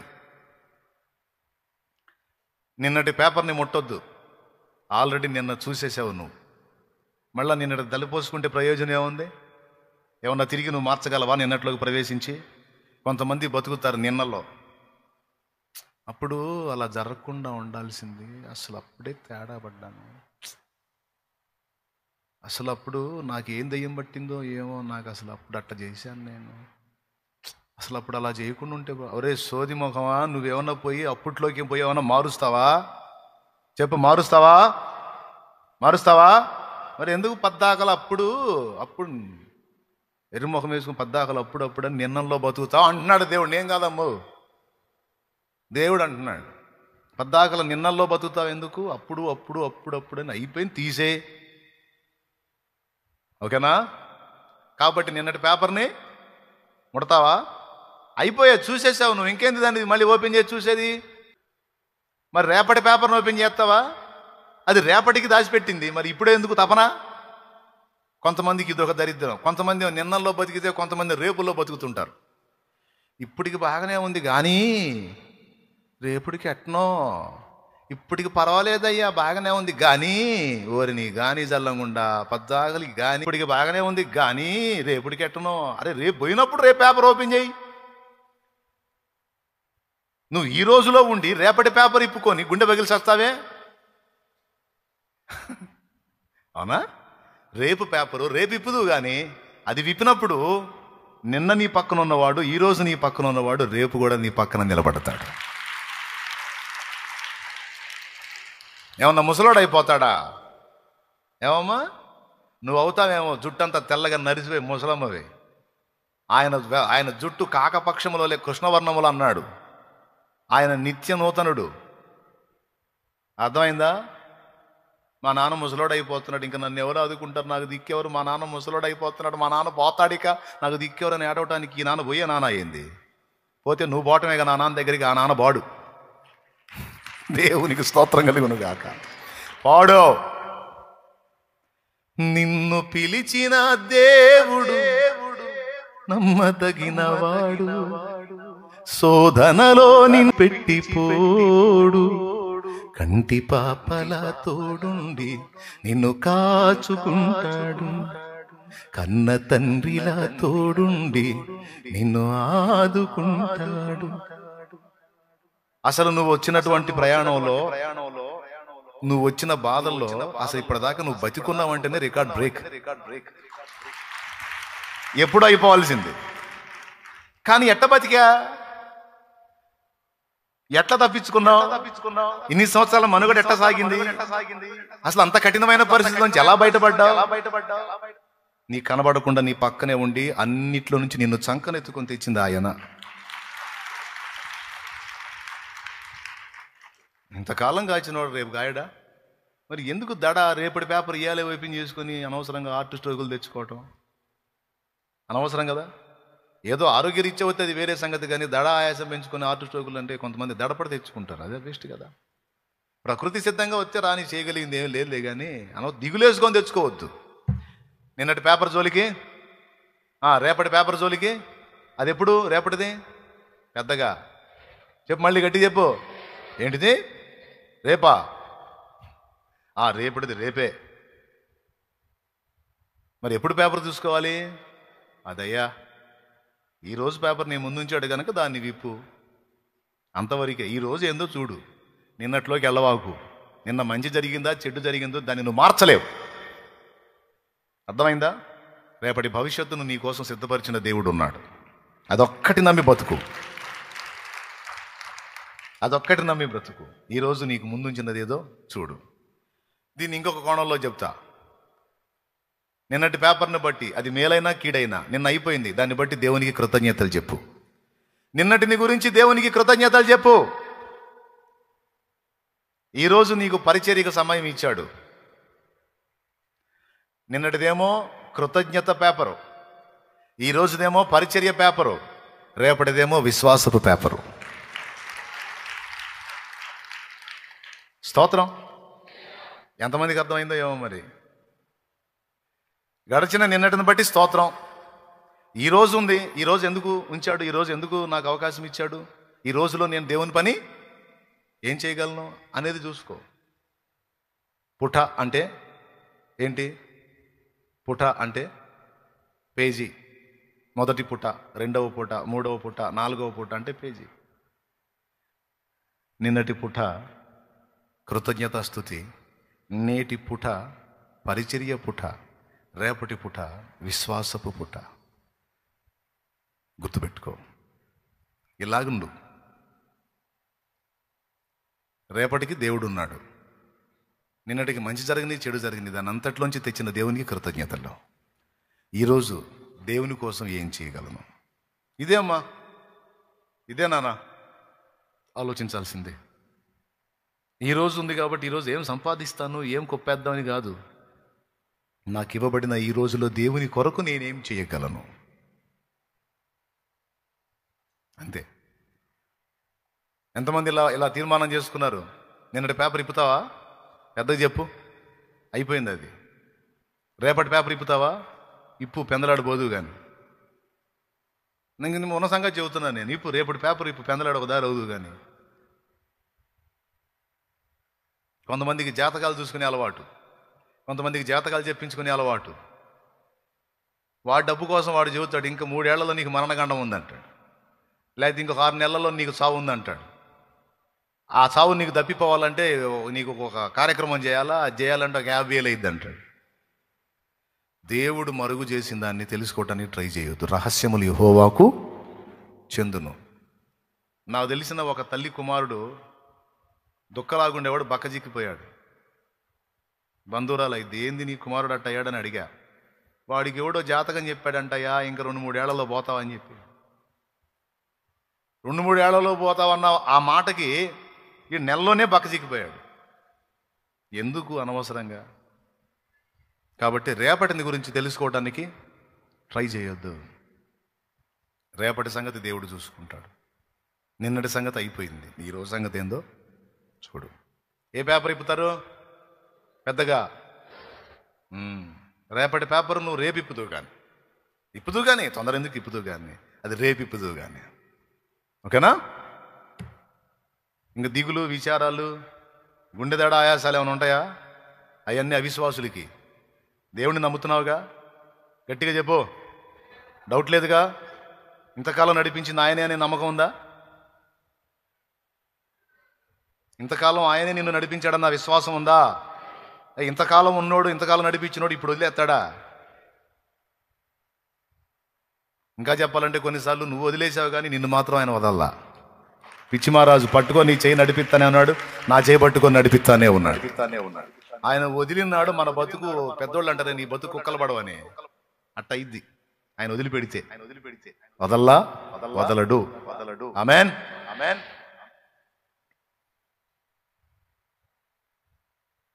ఇప్పుడు నేను చెప్పాలనుకున్నా చెప్పొచ్చా మరి? ఇంకేం దడలేదుగా. నాకేంది ఈ బాధలు, నాకేంది ఈ కష్టాలు అనే క్వశ్చన్ లేవుగా. స్తోత్రం. అన్నిటిని బట్టి, ఓకేనా? బాధల్ని బట్టి, ఇరుకులను బట్టి, ఇబ్బందులను బట్టి, ఆర్థిక సమస్యలను బట్టి, అప్పుల బాధలను బట్టి, కలతలను బట్టి, కష్టాలను బట్టి, స్తోత్రం. ఇవన్నీ మనల్ని ఇశ్రాయేలుగా చేయడానికి దేవుడు మనకు అనుమతించిన ఏశావులు. ఓకే, ఇక రిలాక్స్, ఇంకా ఏం ఆలోచించొద్దు. మీ హృదయానికి ఒక భారం కలిగించే మాట చెప్తాను, అది ఒక్కటి తీసుకొని ఇంటికి పోండి. వేళ మీరు ఎన్నో భారాలతో వచ్చారు, అందుకని ఇంత అరగంట ప్రసంగం చేయాల్సి వచ్చింది మళ్ళీ మిమ్మల్ని లైన్ చేయడానికి. ఏ విధంగా లైన్ చేయడానికి? మీ మనస్సులని ట్యూన్ చేసుకోగా అవన్నీ వదిలించడానికి ఇంత టైం పట్టింది నాకు. లేకపోతే ఇక నేను ఏదన్నా చెప్పని, ఇవన్నీ ఏమో కానీ ఆ పెట్ట చేయాలో ఏమో, ఈ టైపులో ఉంటారు. అప్పుడు నేను చెప్పిందంతా పోయిద్దిగా. అందుకని ముందు మీకు దడ ఏది కలిగెత్తుందో దాన్ని నేను చేశాను, ఇప్పుడు చెప్తాను వినండి. అందరి హృదయాల్లోనికి ఒక భారం తీసుకోండి. దేవా, కోత విస్తారంగా ఉంది, పనివారు కొద్దిమంది ఉన్నారు. ఉన్న పనివారేమో నాసిరకం సైనికులు అయిపోయారు, కొంతమంది రాజీ పడిపోయారు, కొంతమంది శత్రువుతో చేతులు కలిపేశారు. అరాకొరా ఉన్నవాళ్ళు కిందపడి మీదపడి ఎట్టనో పడతా లెగుస్తా తిప్పలు పడతా ఉన్నారు. దేవా, కోత విస్తారంగా ఉంది, పనివాళ్లను పంపవయా అని ప్రార్థన చేయండి. అది కూడా హార్ట్ఫుల్గా, హృదయపూర్వకంగా ప్రార్థన చేయండి. మొరపెట్టండి. అంతరంగంలో ఒక మూల్గు. అన్ని సంవత్సరాలు షిలోహులోనున్న మందిరానికి వెళ్ళి హన్నా ప్రార్థన చేసింది, కానీ ఏ సంతతి లేదు. ఆ సంవత్సరం మాత్రం హన్నా తన హృదయం అంతటిని కుమ్మరించింది అని రాసుంది. హృదయం అంతటిని కుమ్మరించి హన్నా ప్రార్థన చేస్తున్నప్పుడు హన్నాకి మాటలేం లేవు. హృదయం అంతా కుమ్మరించి ప్రార్థన చేస్తున్నప్పుడు హన్నా మూలుగులతో ప్రార్థించింది. మూలుగులు అని మూలుగుతుంది. దైవజనుడికి సైతం హన్నాను చూసినప్పుడు తాగి ఊగుతుందేమో అనుకున్నాడు, తాగి మత్తు ఎక్కువై మూలుగుతుందేమో అనుకున్నాడు. ఆమె పరిశుద్ధాత్మ వశురాలై ప్రార్థిస్తుందన్న సంగతి ఏలీ గుర్తించలేకపోయాడు. హృదయం అంతటిని కుమ్మరించి ప్రార్థించుట అంటే ఇక ఆ ప్రార్థన ఏ స్థాయికి వెళ్ళిపోయిందంటే ఆ ప్రార్థన కన్నీళ్లతో ముడిపడి ఉంటుంది. ఇక దానికి మాటలు ఉండవు, మూలుగులే. బాగా తీవ్రమైన వేదన కలిగినప్పుడు అలాంటి ప్రార్థనలు వస్తాయి. ఎవరికన్నా ఉందా ఆ అనుభవం? దేవుడి కృప వల్ల నాకుంది. మూలుగులతో ప్రార్థించిన అనుభవం. దేవుని ఆత్మ వశమైపోయి ఇక మాటలు ఏమి ఉండవు ఆ ప్రార్థనలో, కన్నీళ్లు మూలుగులే. ఎంతమందికి ఉంది? ఇక అప్పుడు మాట రాదు, ఒప్పుకుంటారా? ఇక ఒక రకమైన మూలుగు తప్ప ఏం ఉండదు. ఆ కన్నీళ్లలో, ఆ ఏడుపులో, ఆ మూలుగుడు తప్ప ఇక ఏం ఉండదు. ఎందుకంటే మాట్లాడడానికి ఓపిక కూడా ఉండదు. కానీ ఆశ్చర్యం చెప్పనా, పరిశుద్ధాత్మ మనలోనికి వచ్చి చేసే ప్రార్థన ఆ మూలుగులతో ఉచ్చరింపశక్యం కానీ మూలుగులతో ఉన్న ప్రార్థనేనట. భాషలతో ప్రార్థన రెండవది, మూలుగులతో ప్రార్థన. భాషలతో ప్రార్థన రెండవది, ఇది ఇంకా తీవ్రమైంది. భాషలన్న మాటలేగా, ఆ మాటలు కూడా ఉండవు. అలాంటి ప్రార్థన హన్నా చేసింది. ఎందుకు అంత భారం వచ్చింది హన్నాకి? ఎంతో భారం గుండెల్లో ఉంటే కానీ అట్లాంటి ప్రార్థన రాదబ్బాయి. అమ్మా, ఎంతో భారం గుండెల్లో ఉంటే కానీ అట్లాంటి ప్రార్థన రాదు. ఎందుకు అంత భారం వచ్చింది హన్నాకి? అంతకుముందు ఎన్ని సంవత్సరాలు వచ్చినా అన్ని సంవత్సరాలు అడగనిది ఆ ఏడు అడిగింది. ఏంటో తెలుసా?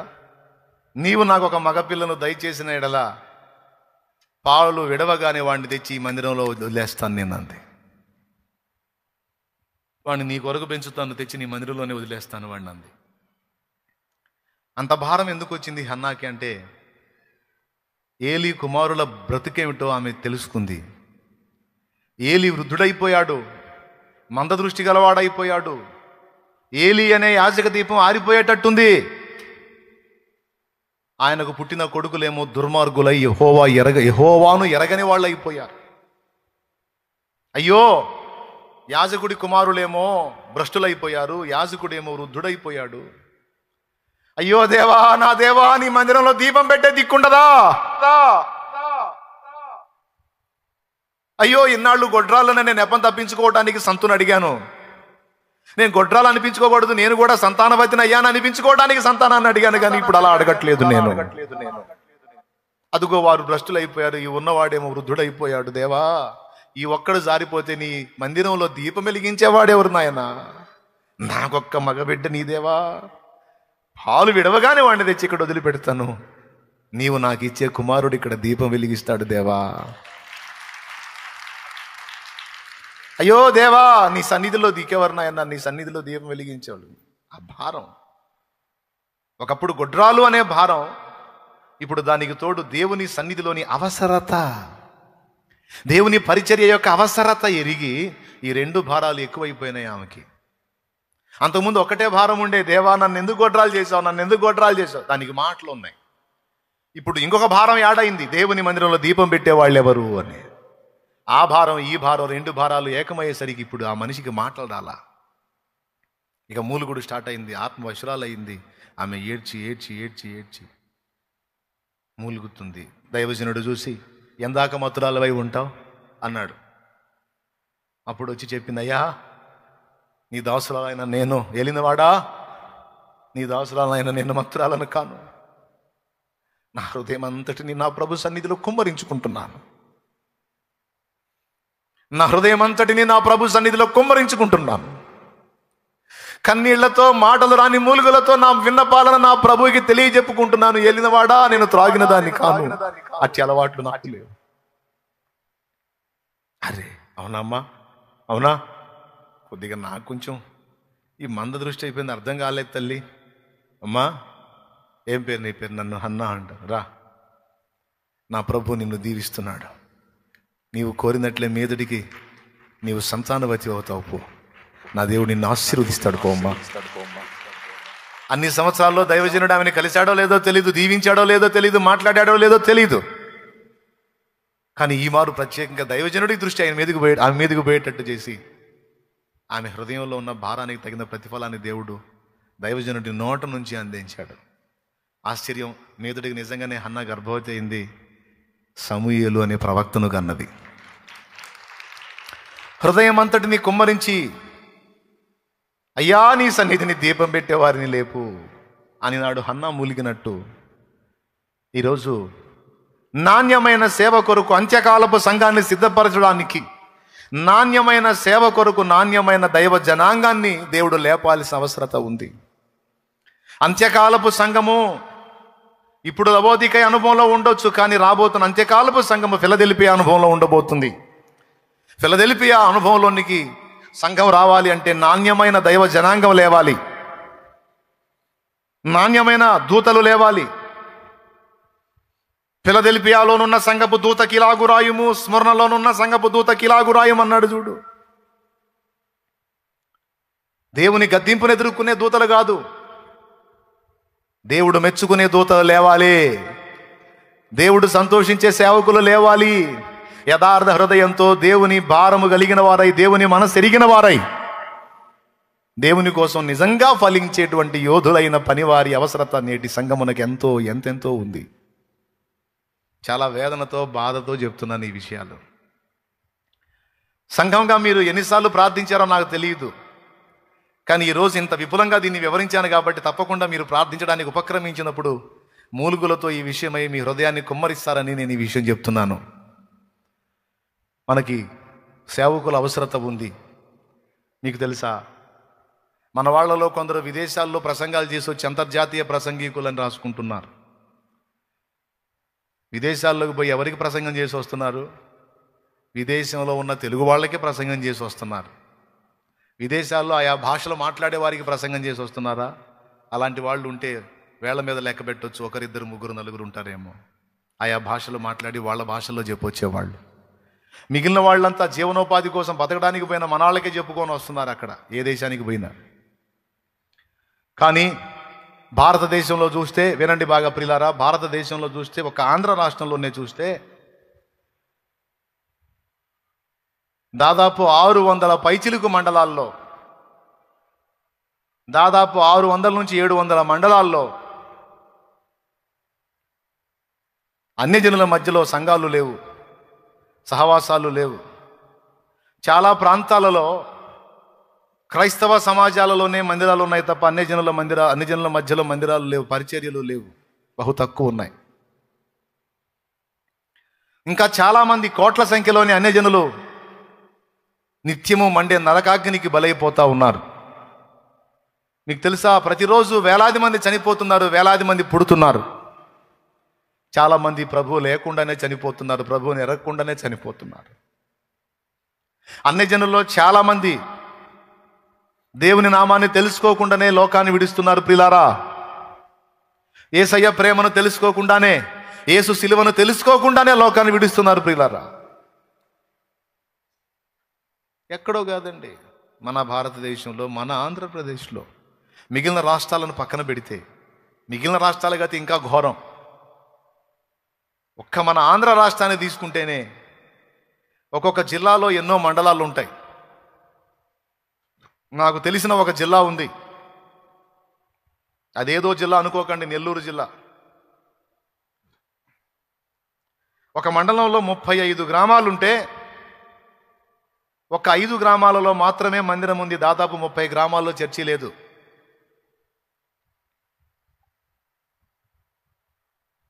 ఒక మండలం సంగతే నేను చెప్పింది.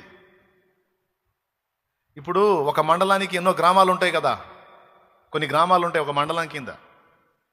అలాంటి గ్రామాల్లో లెక్కేశారు ఒకసారి మన తమ్ముళ్ళు పోయి లెక్కేసి అక్కడ ఒక నివేదిక తీసుకొస్తే, ఆ నివేదికలో ఉన్న సంగతి ఏంటంటే 35 గ్రామాలు ఒక మండలం కింద ఉంటే, ఆ మండలంలో పర్యటిస్తే ఓన్లీ 5 గ్రామాలలో మాత్రమే చర్చి అనేది ఉంది. యేసు ప్రభు తెలుసు, దాదాపు 30 గ్రామాలలో మందిరాలు లేవు. ఒక నెల్లూరు జిల్లా పరిస్థితి తీసుకుంటే ఎన్ని జిల్లాలు ఉన్నాయి? ఇక మిగిలిన జిల్లాల పరిస్థితి ఏంటి? కొన్ని జిల్లాలలోనేమో సమృద్ధిగా సహవాసాలు ఉంటే, కొన్ని జిల్లాలలో చూద్దామన్నా కనబడట్లా.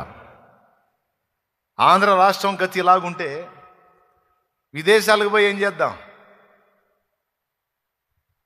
ఇంట గెలిచి రచ్చ గెలవమన్నారు. ఇంట చేసేవాళ్ళు ఇంట చేయాలా, రచ్చ చేసేవాళ్ళు రచ్చ చేయాలా అన్నట్టు. ఇప్పుడు సరే, రచ్చకెళ్ళే వాళ్ళు వెళ్తున్నారు, బయట గెలుస్తానికి వెళ్తున్నారు, మరి ఇంటి వాళ్ళ సంగతి ఏంది? మన రాష్ట్ర ప్రజల గతి ఏంటి? మన రాష్ట్రంలో చాలామందికి సువార్త అందలేదు. చాలామంది అన్యజనులు నాశనం అయిపోతున్నారు, నశించిపోతున్నారు, త్రాగుబోతులుగానే చేస్తున్నారు, ద్వేషకారులుగానే, వ్యభిచారులుగానే, నిజమైన దేవుణ్ణి గుర్తించని వారుగానే నాశనం అవుతున్నారు కదా. మరి వాళ్ళ రక్షణ సంగతి ఏమిటి? వాళ్ళ మధ్యలోనికి దేవుని వాక్కును తీసుకెళ్లే దూతలేరి, వాళ్ళ మధ్యలోనికి మిషనరీగా వెళ్ళి వాళ్ళ కోసం ప్రకటించేటువంటి యోధులేరి, అలా వెళ్ళిన మిషనరీలకు సహకరించే సహకారులేరి. పాయింట్ అర్థమవుతుందా ఇలారా? చాలా ప్రాంతాల్లో అన్యజనుల మధ్యలో మందిరాలు లేవు నాయన, సంఘాలు లేవు. అన్యజనుల్లోంచి రక్షించబడ్డవాళ్ళు వాళ్ళకి వాళ్ళే చెప్పుకునే పరిస్థితి లేదు. ఇది కరెక్ట్ కాదు. అందుకే నేను ఆ పాట పాడా, ఒక ప్రార్థనలాగా ఆ పాట పాడుకున్నా. నా గుండెలో ఆ బాధ ఉంది, ఆ వేదన ఉంది, ఆ భారం ఉంది. చాలా ప్రాంతాల్లో మతోన్మాదం జడలు విప్పుతుంది. అసలు సువార్త ప్రకటించడమే తక్కువగా ఉంటే, ఆ కొద్ది గొప్ప కూడా ప్రకటించనీయకుండా అడ్డగించేటువంటి దుష్టం ఒకటి లేచింది. మరి ఇప్పుడు ప్రార్థన చేయొద్దా? హృదయం అంతటిని దేవుని సన్నిధిలో కుమ్మరించొద్దా? సేవకుల అవసరత ఉందా లేదా?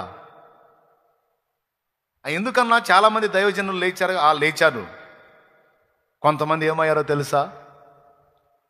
సమాజాల్లో సంఘాలు మొదలుపెట్టి కట్టి స్త్రీలోలత్వంలో పడిపోయి చెడ్డ సాక్ష్యాలు తెచ్చుకొని సంఘాలు భ్రష్టు పట్టిన ప్రాంతాలు కొన్ని.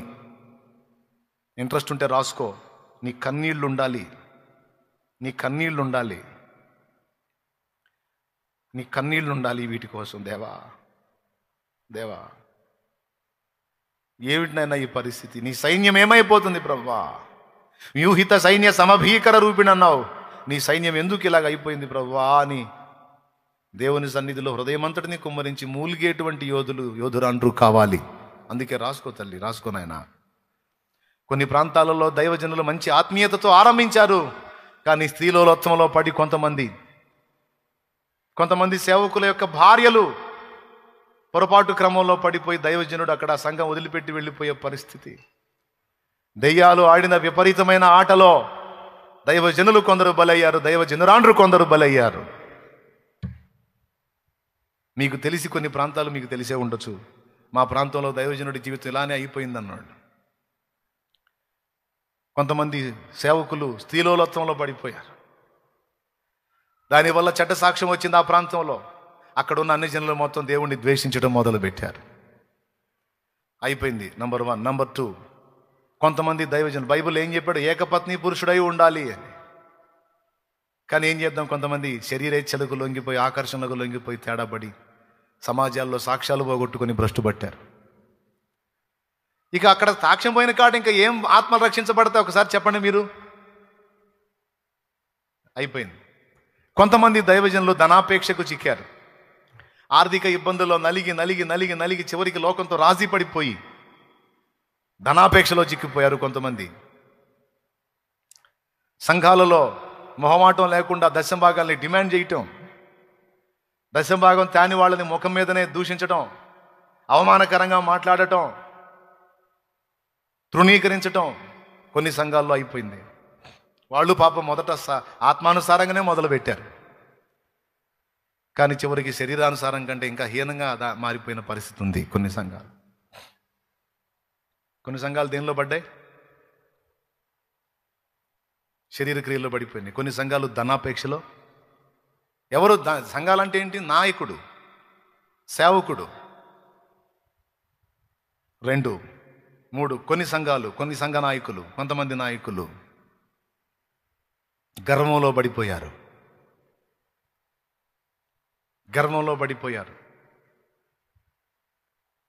కొద్ది గొప్ప పరిచర్య లైన్లోకి వచ్చి కొంచెం విస్తరించగానే ఇక ఎవ్వరిని లెక్క చేయని స్థితికి వెళ్ళిపోయారు. ఇక ఆత్మల భారాన్ని పక్కన పెట్టేశారు. తమకు కలిగిన ఆ వైభవాన్ని చూసుకొని మురిసిపోవటం సరిపోయింది.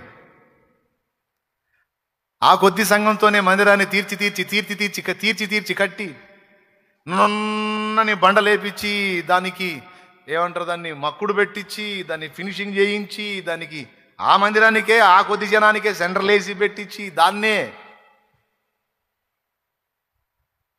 చూసుకుంటున్నారు. ఈ మందిరం నా అతిశయానికి గురుతు అన్నట్టుగా నెబుకద్నెజరులాగా కొంతమంది మారిపోయారు. కొన్ని చోట్ల కొంతమంది ఇలాగ అయిపోయారు. ఇక ఆత్మల భారం వదిలేశారు. ఉన్నదాన్ని సొబగులు దిద్దుకోవటం సరిపోయింది. 3 రకాలుగా. ఏమైనా అర్థమైందా నేను చెప్పింది? 3వది. ఇక 4వది, కొంతమంది మంచి భారంతో మొదలుపెట్టారు ఆత్మానుసారంగానే, వాక్యానుసారంగానే. తర్వాత దుర్బోధలోకి వెళ్ళిపోయారు.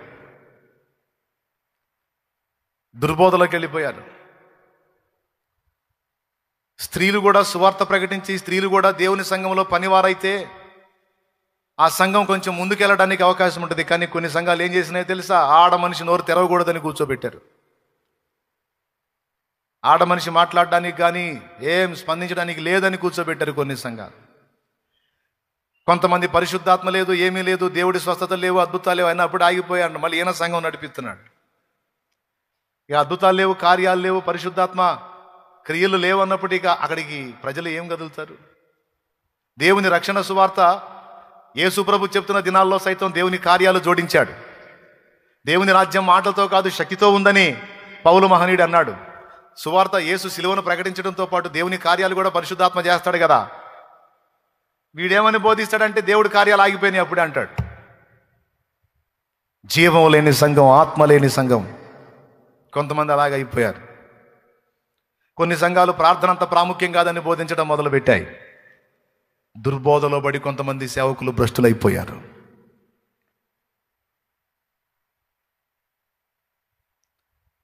నాలుగు రకాలు చెప్పాను. 5వ రకం, కొంతమంది దైవజనులు వయోపరిమితి మించినందున ప్రభు దగ్గరికి వెళ్ళిపోయారు. వయసు మళ్ళినందున ప్రభు దగ్గరికి వెళ్ళిపోయిన వాళ్ళు కొందరైతే మొన్న ఘోరమైన తెగులు వ్యాపించిన ఘట్టంలో వందలాది మంది దైవజనులు ప్రభు దగ్గరికి వెళ్ళిపోయారు. ఆ విధంగా ఆంధ్ర రాష్ట్రంలో సేవకుల కొరత కొంత ఏర్పడింది. కొన్ని ప్రాంతాల్లో వృద్ధులైపోయి సేవకులు సేవ చేయలేని పరిస్థితికి వచ్చేసారు. వాళ్ళ పిల్లలేమో వ్యాపారాలు ఉద్యోగాలు చేసుకుంటూ వాళ్ళు సేవను వదిలేశారు.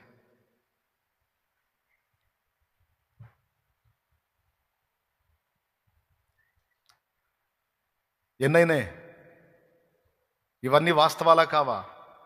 5వది చెప్తున్నాను, కొంతమంది దైవజనులు ప్రాణాలు కోల్పోయి ఉన్నారు, సంఘాలు మూతబడిపోయి ఉన్నాయి. అట్లా 6వ విషయం చెబుతాను.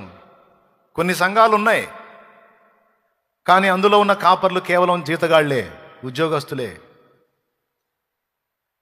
వాళ్ళకి ఆ సమాజాలకే పరిమితం. వాళ్ళు ఆ సమాజంలో ఉన్న వాళ్ళు ఒక మందిరం కడతారు, అందులో ఒక దైవజనుని పిలుస్తారు. ఆ దైవజనుడు వాళ్ళకి ఆ సమాజానికి మాత్రమే సేవకుడు. ఇక ఆ మందిరంలోకి అన్యజనులు వచ్చి కూర్చొని అన్యజనులు వచ్చి మారు మనసు పొంది రక్షణ పొందే దాఖలాలు లేవు. కొంతమంది ఇలాగా జీతభత్యాలకు అలవాటై ఉద్యోగస్తులుగా ఉండి, ఉద్యోగం అన్నమాట. ఇక సేవకత్వం అంటే ఒక జాబ్. ఏ ఉద్యోగం చదివినోడికి ఏ ఉద్యోగం దొరక్కపోతే ఇక సేవకు ట్రైనింగ్ తీసుకోవటం, పోయి మందిరంలో జాయిన్ అవటం. ఉన్నాయా లేవా? ఇట్లా ఉన్నాయంటే చెయ్యొద్దు. ఎన్ని? 6. కొన్ని సంఘాలు ఉన్నాయి, కానీ అందులో సేవకుడికి పెత్తనం కాదు, పెద్దల పెత్తనం. అందులో సేవకుడు జస్ట్ నామ మాత్రమే. ఇండిపెండెంట్ సంఘాల్లో కూడా ఉన్నాయి, స్వతంత్ర సంఘాల్లో కూడా ఉన్నాయి. ఇట్లాగా ఈ సంఘాల పరిస్థితి ఏంటి? అందులో సంఘ పెద్దలదే పెత్తనం. పాస్టర్ కేవలం నామకార్థం. మళ్ళీ ఏమనంటే ఆ పెద్దలు ఒప్పుకోరు. అందుకని ఆయన పెద్దలకు దాసోహం. ప్రభువుకు దాసుడు కాదు, పెద్దలకు దాసుడు. అలాంటి సంఘం ఎట్లా ముందుకెళ్ళిద్ది? అన్యజనులు ఆ సంఘంలో ఎలా రక్షించబడతారు? అందులో కాపరి కాదే, కాపరినే గొర్రెలు కాస్తున్నాయే. 7. కొన్ని సంఘాలు అన్యజనుల ఆచారాలను ప్రోత్సహించే సంఘాలు. అన్యజనులు చేసే ఏ ఆచారమైనా సరే అక్కడ దొరికిద్ది. జుట్టు కట్ చేసుకోవడం దగ్గర నుంచి, గుండు కొట్టించుకోవడం దగ్గర నుంచి, స్త్రీకి మొక్కటం దాకా, స్త్రీ బొమ్మను చేసుకొని మొక్కటం దాకా అన్నీ అందులో సౌకర్యవంతంగా దొరుకుతాయి. అన్యజనుల ఆచారాలన్నీ చూడవచ్చు అక్కడ. మళ్ళీ మాది పెద్ద సంఘం, మాది పురాతన సంఘం, మాది ఆనాటి సంఘం, ఈనాటి సంఘం అని వాళ్ళని గదిలించలేము అసలు. స్తోత్రం. ఎన్ని? 8. మచ్చుతునగలాగా ఒక 8 అంశాలు చెప్పాను. మరి ఈ స్థితిలో ఉండి అన్యజనుల రక్షణ ఎలాగా?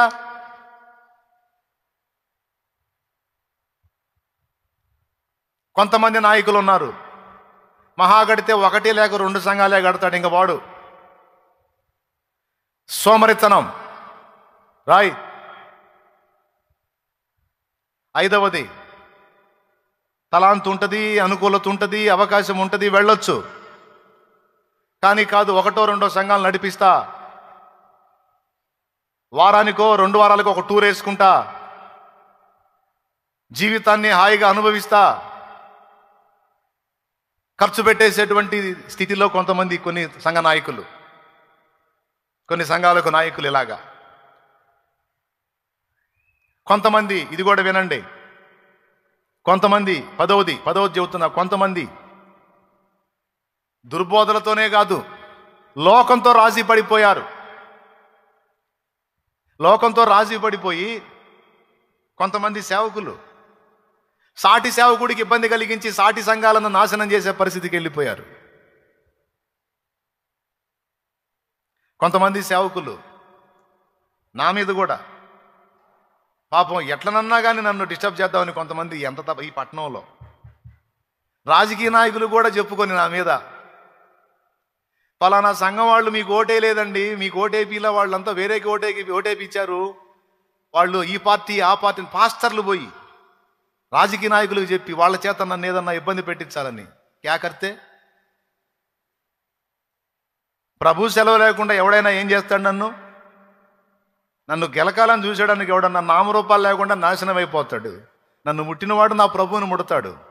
నా ప్రభువు నాకు ఏదన్నా తలపెట్టాలి, కానీ నా ప్రభు సెలవు లేకుండా ఎవడన్నా ఏమైనా చేసి బతకగలడా?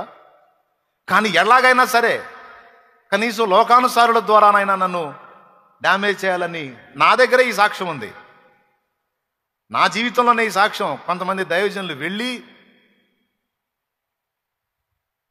డబ్బుకు దాసోహమైన వాళ్ళు కొందరు, లోకస్తులతో చేతులు కలిపి సాటి సేవకులను పతనం చేయాలని కొందరు, ఈర్ష్య అసూయ ద్వేషాలతో నిండిపోయి అరే రే రే రే రే రే ఇది కరెక్ట్ కాదు కదా, ఒక సేవకుడిగా నాకు ఇది సరైన విధానం కాదు కదా, ఇది క్రమం కాదు కదా నా ఆలోచన లేకుండా ఈర్ష్య ద్వేషాలకు లోనై నా సహోదరుడు చేస్తున్నాడంటే నేను వాడుకుంటున్న దేవుడు నన్ను సహా వాడుకోవాలి అనే భారంతో కష్టపడకుండా ఇలా ఈర్ష్య ద్వేషాలతో కొంతమంది, ఇది ఎన్నోది 10వది, ఈ విధంగా అనేక రకాలుగా సేవ పతనమైపోతుంది.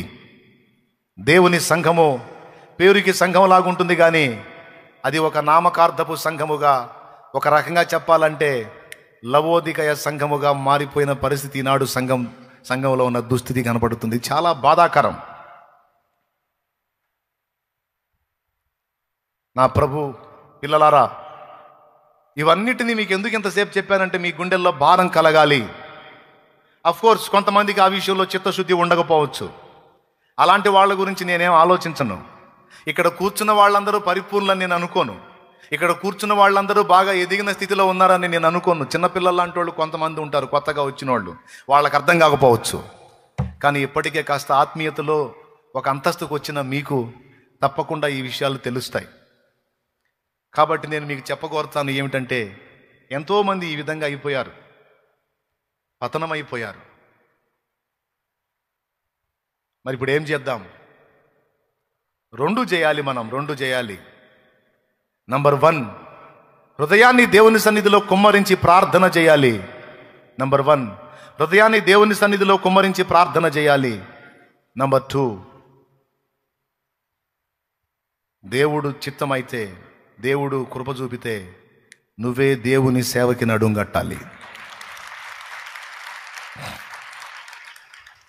నువ్వొక సైనికుడివై, నువ్వొక సైనికురాలివై అన్యజనుల మధ్యలో దేవునికి సాక్షివి కావాలి.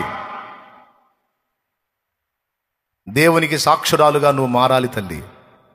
దేవునికి సాక్షిగా నువ్వు మారాలి. నీ చుట్టూ ఉన్నటువంటి సమాజం నశించిపోతుందన్న చింత భారం నీకు ఏ కోశానన్నా ఉంటే ఈ 2 విషయాల్లో నీవు బాధ్యతగా వ్యవహరించాలి. ఏమేంటి చెప్పాను? 2 చెప్పాను. నంబర్ 1, తొందరగా చెప్పండి. చెప్పండి ఏం చెప్పాను? నంబర్ 1, హృదయాన్ని దేవుని సన్నిధిలో కుమ్మరించి ప్రార్థన చేయాలి. ఇప్పుడు ఈ 10 తలుచుకుంటే నీకు ఏడుపు రావట్లేదా? ఇందులో కొంతమంది నువ్వు చూసే ఉన్నావు ఆల్రెడీ. నీ కళ్ళ ముందు కొన్ని స్టోరీలు కనపడతానే ఉన్నాయి, లేవా? సేవకులమని చెప్పుకుంటున్న వాళ్ళు నా మీద వీడియోలు పెట్టలేదా? నా మీద దుర్మార్గులు కొంతమంది వీడియోలు చేస్తే సేవకులని చెప్పుకుంటున్న వాళ్ళు షేర్లు చేయలేదా? అనేక మందికి పంపిణీలు చేయలేదా? ఎందుకు? ఎవరిని పతనం చేయడానికి? నన్నా? వాళ్ళకి తెలుసా నా ద్వారా జరుగుతున్న పనిని పాడు చేయడానికి వాళ్ళు నడుంగట్టారని? వాళ్ళకి తెలుసా తమ సహోదరుడి మీదే కత్తి దూశారని? వాళ్ళకి తెలుసా ఒక వ్యక్తి మీద అనుకొని దేవుని సంఘం మీదనే కత్తి దూశారని తెలుసా? ఇది మీకు తెలుసుగా. నాలాంటి అభాగ్యులు ఎంతమందో. మరి వీళ్ళని ఏమందాం మనం? నాణ్యమైన దైవజనులు అందామా? సాతాను చేతిలో కీలు బొమ్మలు అందామా? మరి వీళ్ళని చూసినప్పుడు బాధ కలగదా? గుండె పగలదా?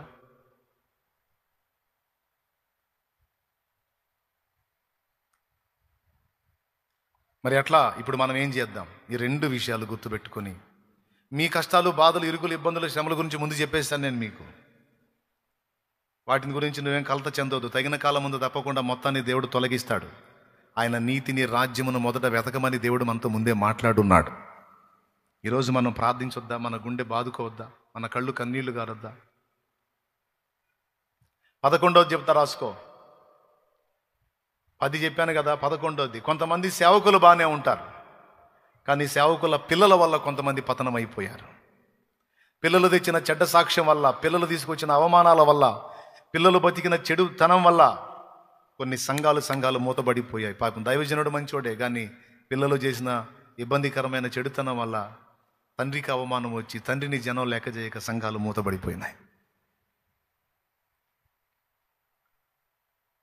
11, 12 కొన్ని సంఘాలు ఎలా తేడా పడ్డాయో తెలుసా? కొంతమంది దుర్మార్గులు బయలుదేరి ఒక దిక్కుమాలిన పథకాన్ని రూపొందించి మతోన్మాదులు కొంతమంది కుట్ర చేసిన దుర్మార్గంలో మీకు తెలుసా, వేల మంది సేవకులు బలైపోయారు గత 4-5 ఏళ్ల క్రితం. 4-5 కాదు, ఒక 7-8 ఏళ్ళు అవుతుందేమో అనుకుంటున్నాను. అవునా? ఎన్నయ్యా? 8 ఏళ్ల క్రితం వేల మంది దైవజనులు బలైపోయారు. వాళ్ళ మాయ మాటలు నమ్మి వీళ్ళు సంఘంలో ఉన్న విశ్వాసుల చేత కట్టించి దైవజనులు బలైపోయారు. ప్రియులారా, మంచి ఆత్మీయత కలిగిన వాళ్ళు బలైపోయారు. 12వది, ఇప్పుడు ఇవన్నీ గుండెలు బాదుకొని ఏడవలసిన విషయాలు కదా. మీకు కనబడట్లేదా కొన్ని మందిరాలుగా పాడుపడిపోవటం? మీకు కనబడట్లేదా మందిరాలకు పెద్ద పెద్ద తాళాలు వేసి ఉంటాం?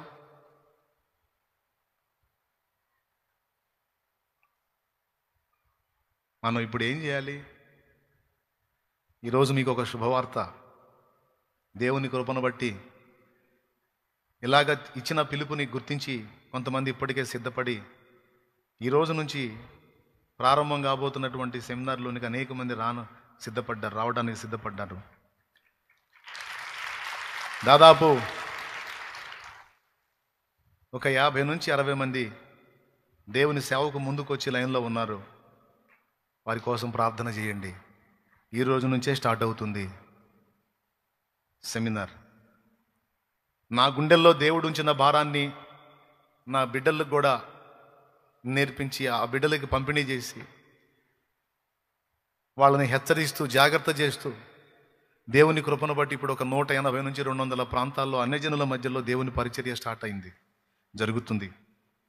నెల సేవకుల సదస్సు ఏర్పాటు చేసి వాళ్ళకి బోధించుకుంటా వస్తున్నాను. అయ్యా జాగ్రత్త, స్త్రీలతో జాగ్రత్త, అమ్మా సేవకురాళ్ళు పురుషులతో జాగ్రత్త, నీ సాక్ష్యం జాగ్రత్త, ధనాపేక్ష కలిగి ఉండొద్దు, సోమరులుగా ఉండొద్దు, నిష్ఫలులుగా ఉండొద్దు, గర్వహృదయులుగా ఉండొద్దు, ఇలా ఉండండి అని గత కొంతకాలంగా చెప్పుకుంటా దేవుని కృపను బట్టి పరిచర్య చేసుకుంటా ఈరోజు ఒక్కొక్క దైవజనుడు 2-3 ప్రాంతాలకు వెళ్ళి దేవుని పని జరిగిస్తూ ఉన్నారు. ఒక్కొక్క దైవజనుడు 2-3 సంఘాలు కట్టారు. కొంతమంది అయితే 5-6 సంఘాలు కట్టారు. ఆ విధంగా ఇప్పుడు దాదాపు చిన్నగా ఒక 200 ప్రాంతాలకు వ్యాపిస్తూ ఉంది దేవుని పని. అందులో భాగంగానే మరికొంతమంది దేవుని సేవకు నడుం కట్టారు. వాళ్ళు మీలాగే కష్టపడి పని చేసుకునే వాళ్ళే, వాళ్ళు మీలాగా జాబ్ చేసుకునేవాళ్ళు, పని చేసుకునేవాళ్ళు, అన్ని బాధ్యతల్లో ఉన్నవాళ్లే, కానీ నశించిపోతున్న ఆత్మల భారం కలిగి దేవుని పని చేయడానికి ముందుకు వచ్చారు. వాళ్ళు ఒట్టిగా వస్తే సరికాదు, వాళ్ళ కోసం చేతులెత్తే వాళ్ళుగా మనం ఉండాలి. అయ్యా, యథార్థవంతమైన సత్య సంబంధమైన నీతియుక్తమైనటువంటి సేవకులను లేవనెత్తు, వాళ్ళని చక్కగా తీర్చిదిద్దు, వాళ్ళకి కావాల్సిన సమస్తము సమకూర్చు ప్రభువా. కొద్ది రోజులు వాళ్ళని నా దగ్గరే ఉంచి వాళ్ళకి ఆహార ఏర్పాట్లు కూడా చూసుకుంటూ కొద్ది రోజులు వాళ్ళకి ఈ బైబిల్ పరమైనటువంటి సేవాపరమైన అవగాహన కల్పించాలని నిర్ణయానికి వచ్చాను. నేను ఒక్కడే తిరిగితే కొన్ని ప్రాంతాలు మరి కొంతమందిని ప్రభావితం చేసి దేవుని పరిచర్య కొరకు పంపితే మరికొన్ని ప్రాంతాలు ప్రభావితం అవుతాయని నా ఆశ. నేను మీలాగా పనిచేసుకుంటా దేవుని సేవకు వచ్చానండి. ఒకవేళ నేను కూడా ఇప్పటికీ నేను కూడా పనిచేసుకుంటా ఉంటే నా చేతుల ద్వారా రక్షణలోకి వచ్చిన దాదాపు 40 నుంచి 50 వేల ఆత్మలు చూడగలిగేవాడిని కాదు కదా.